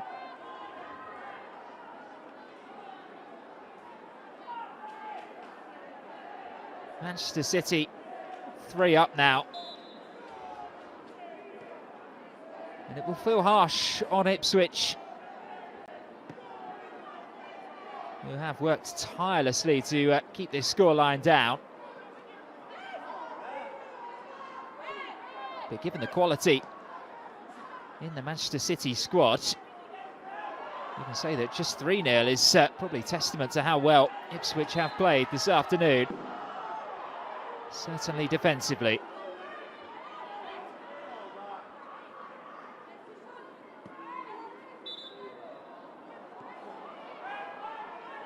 Although, as I mentioned before, this is where Manchester United really picked up through the gears in yesterday's game against West Bromwich Albion. And they started to find the back of the nets on multiple occasions in the final 15 minutes. Park was released by Miedema.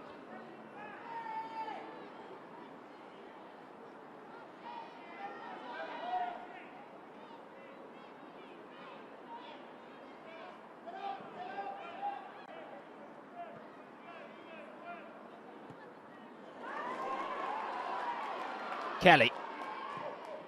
First time delivery's a good one.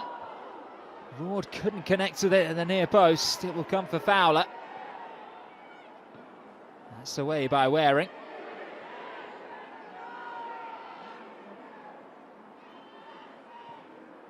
Fowler at the second attempt. Cleared by Boswell this time.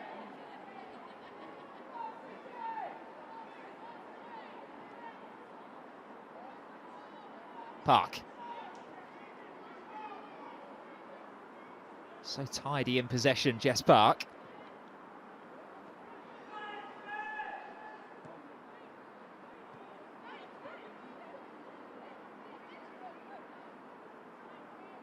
Miedema, that familiar languid style that she has. Lays it out wide. Fowler. Out and behind once more by Megan Waring.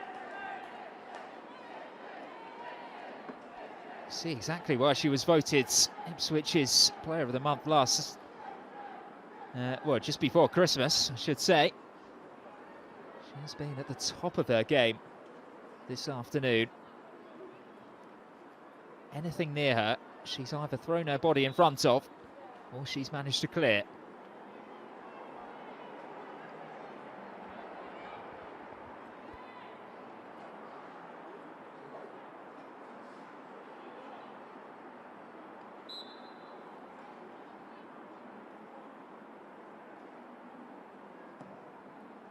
Fowler's ball in. Peskett. Just on her own at the moment, but fancies herself up against 3 City players. She got past 2. She wasn't getting around Kasparai. Yamashita took a bit of a risk there. The most convincing pass from the Japanese international in goal, who has had a very quiet afternoon. Here comes Park, roared on by the City fans.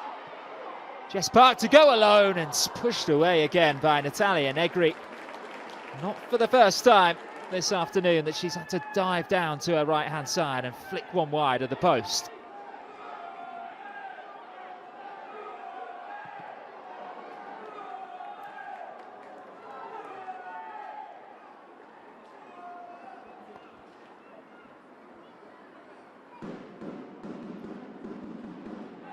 into the final 10 minutes then. City 3 goals to the good here at the Joy Stadium.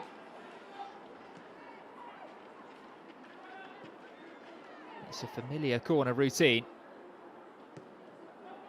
All the way across before finding Fowler free again on the wing. It's a teasing ball in.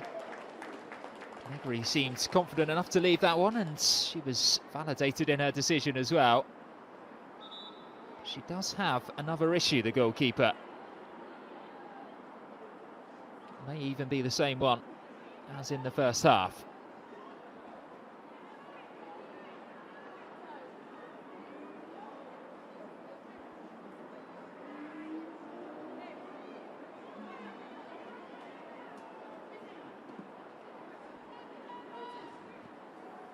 While Negri received treatment, let's take a look at how Man City got their 3rd goal of this afternoon.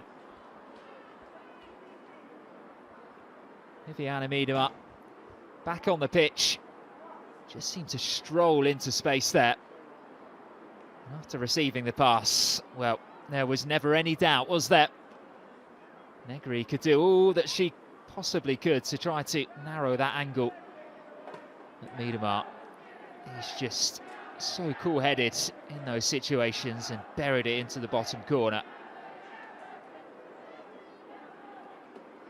For Ipswich, this has been an education more than anything, but it's certainly been a marked improvement on the last visit they had to the Joy Stadium, and I guess the positives are there for Joe Sheehan to see, and also for Lauren Phillips as well, who is just issuing those tactical instructions there with the board. It is a young side. It is a side comprised of 21 and 22-year-olds for the most part. There are a few teenagers in the 11 as well for Ipswich.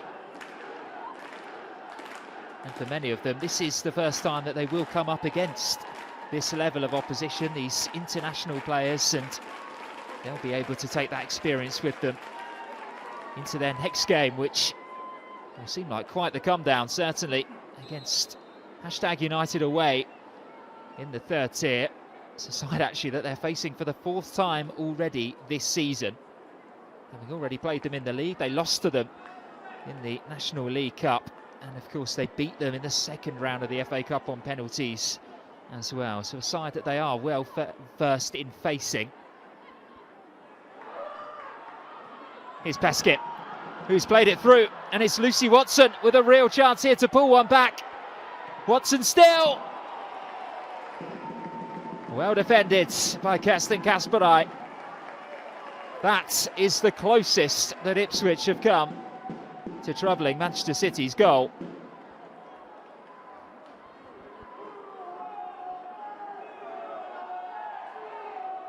A glimmer of hope for this Ipswich side, who would love nothing more than to register a shot on target or a goal in this game. They have a corner. Some big targets in the area as well. Waring's there. She was primed and ready to attack that ball. Just taken off the centre-back's head by Viviana Miedema.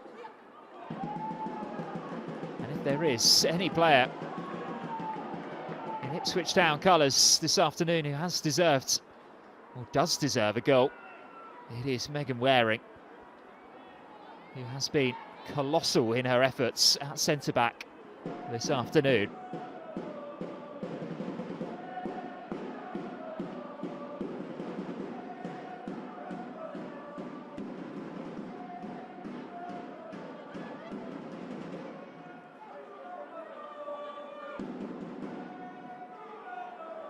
Park.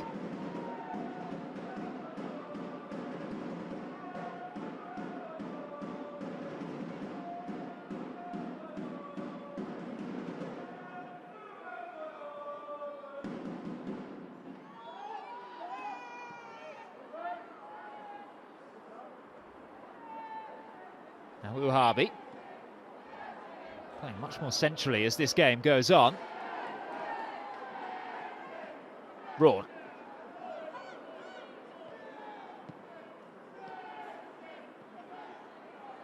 Kelly. Towards Viviana Miedema, who gave the eyes before nearly finding the far corner. That one back by Alexandri. Kelly. Reverse ball looking for Uahabi. Less than 5 minutes to go.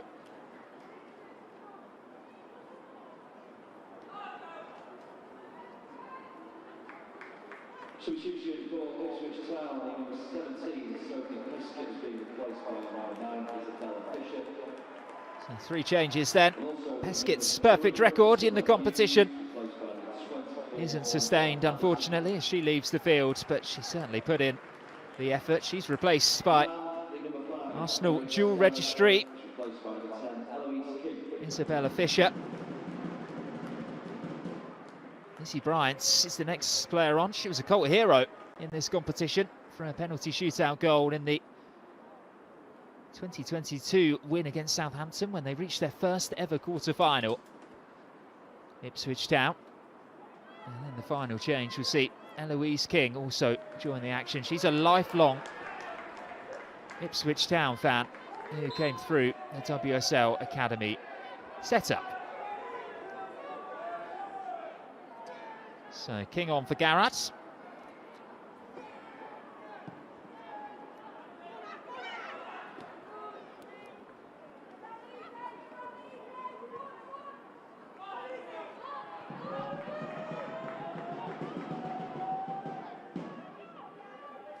Actually, Angela Addison, who was a player that was late to be named in the squads this afternoon, is now tracking back here, trying to catch up with Uahabi. Cleared from inside the 6-yard box. Kasparai clipping one in. Oh, Isabella Fisher colliding there with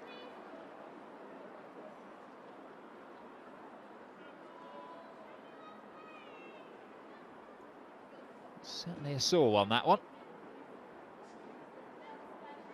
Rebecca Canuck seems to not have come off as badly as the 17-year-old Isabella Fisher.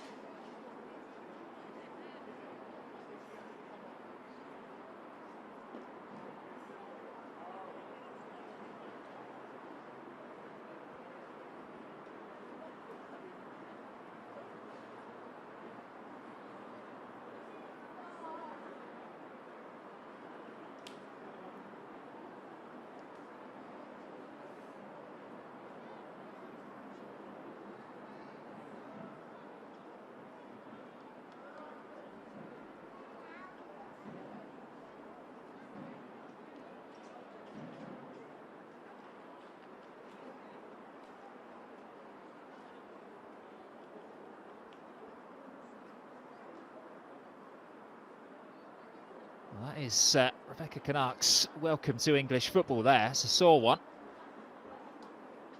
She's okay, so that's the good news.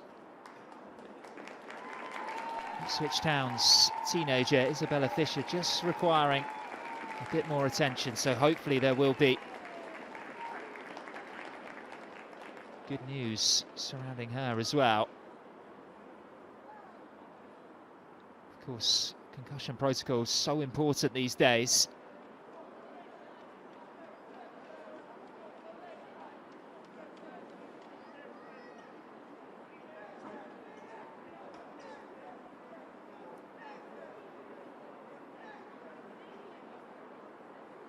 While she does receive treatment, Isabella Fisher, why don't we have a look at how Manchester City got themselves ahead in this game. 7 minutes are allocated. So 20 minutes in then, and after Man City had been huffing and puffing in the opening exchanges, Jill Roord found a pocket of space and then rifled this one in past the outstretched Natalia Negri, who probably couldn't see it until quite late there.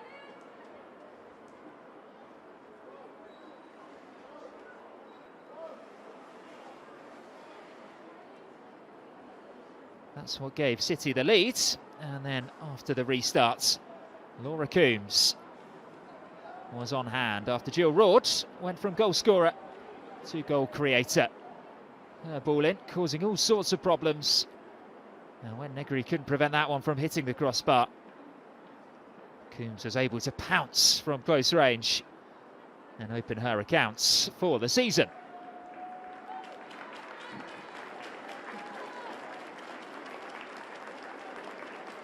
It's not quite the introduction to an FA Cup game that Isabella Fisher would have wanted. Clash of heads just mere minutes after coming on, but she's back on her feet and there was a smile on her face as well, so that is reassuring to see. And we will now get back underway with a drop ball. Ipswich were in possession, so they will hold on to it here.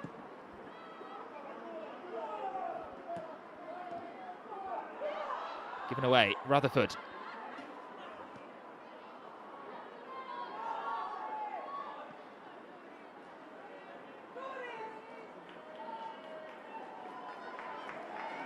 Off goes Kasparai, who can really turn on the afterburners now. Maisie Barker did so well there because she had a few yards to make up. And Keela Brown. Watson try to drag Ipswich back up the field and look for Fisher. Back on the pitch now, sporting the red headbands.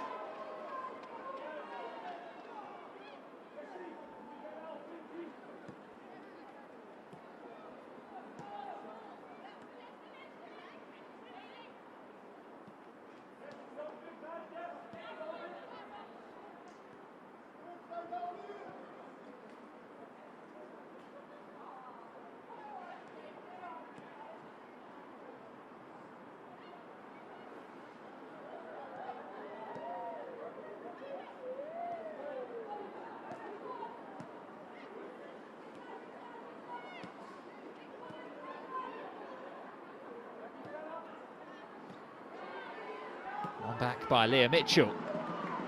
There's another one into the channel for Fisher to chase.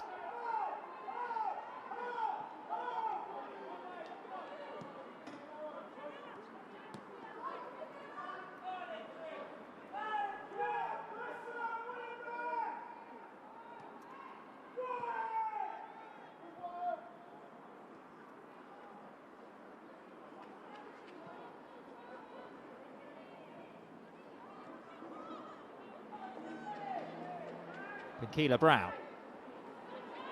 through the lines, looking for Park, who won't be able to get there and keep that one in play.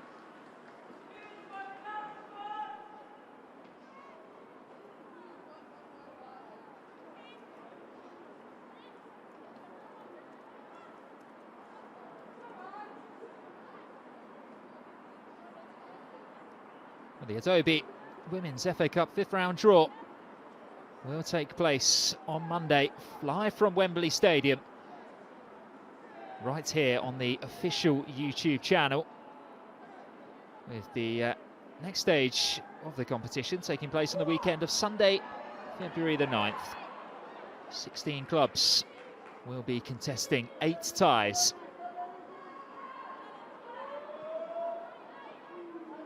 And just looking across the results of the games being played at the moment, Newcastle United 1-0 up against Nottingham Forest heading into injury time. Sunderland have put 7 goals past Exeter City, who are of course in the same division as Ipswich. Who can come forward here? Robertson. Lacking conviction with the pass. And easy for Rebecca Canuck to deal with.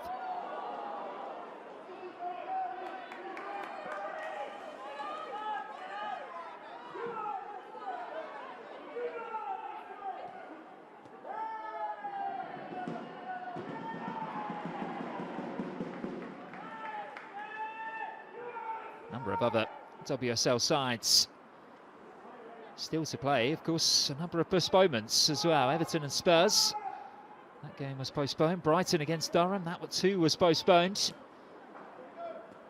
Crystal Palace are being made to wait before facing Sheffield United. So too are Arsenal against Bristol City. But later this afternoon we will see Chelsea against Charlton, we'll see Aston Villa against Bristol, and we may see a fourth goal here for Manchester City. That was until the offside flag was raised.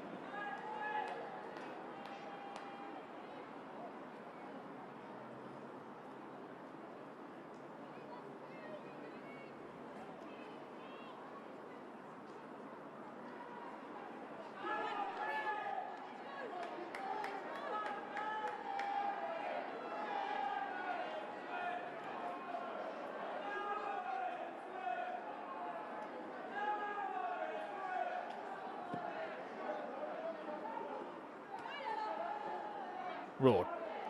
Park, just over 30 seconds remain.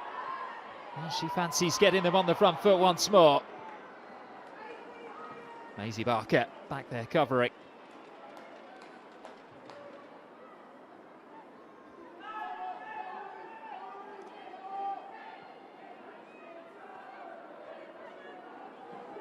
Uahabi. For a second looked as though she may have been lining up a shot of her own. Addison. Fisher.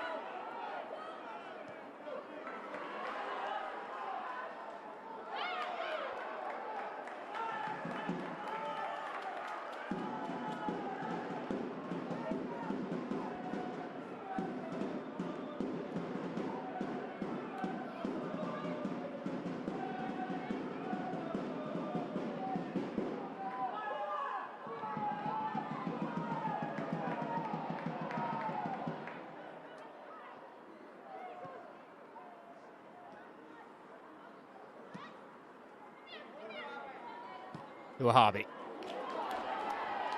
Kelly's got the pace to get there.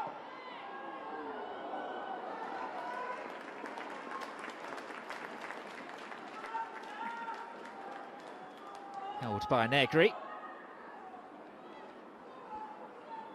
There's a nice tap on the boot of Miedemar as well from the former Arsenal Academy goalkeeper. The two of them will know each other well from training. But there is the final whistle. Manchester City continue to fight on all four fronts this season by booking their spots in the 5th rounds of the Adobe Women's FA Cup. Jill Roord got them off to the perfect start before Laura Coombs and Viviana Miedemar struck in the second half to make it a convincing and professional victory for them against third-tier opposition. Let's take a look back at how they did it.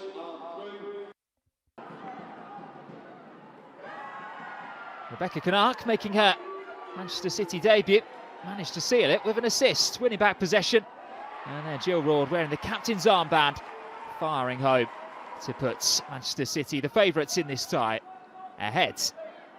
Teenager Lily Murphy then threatened by cutting in field and firing just over the crossbar before forcing Natalia Negri into this low save. 10 minutes though after the restart, and it was good work by Jill Roord on the left-hand side, which allowed Laura Coombs to scramble home from close range for her first goal of the season. And then with a real taste for it, she threatened once more. Negri forcing that one wide of her goal, but then Viviana Miedemar returned to action and did exactly what Viviana Miedemar does. Firing beyond Negri to seal a 3-0 win. There was still time for Jess Park to try to get herself on the score sheets, but again, Negri responded well. It will be massively, massively reassuring and a huge boost, I'm sure, to all of those Manchester City players to have Viviana Miedemar back on the pitch as the season continues to throw fixtures at them left, right and centre. Back-to-back Manchester derbies for Man City next. Firstly at Etihad Stadium next Sunday, and then they travel to United 3 days later in the Women's League Cup quarter-final. But here at the Joy Stadium, they have managed to put themselves in the hats for the 5th round of the Adobe Women's FA Cup. It finishes here, Manchester City 3, Ipswich Town 0.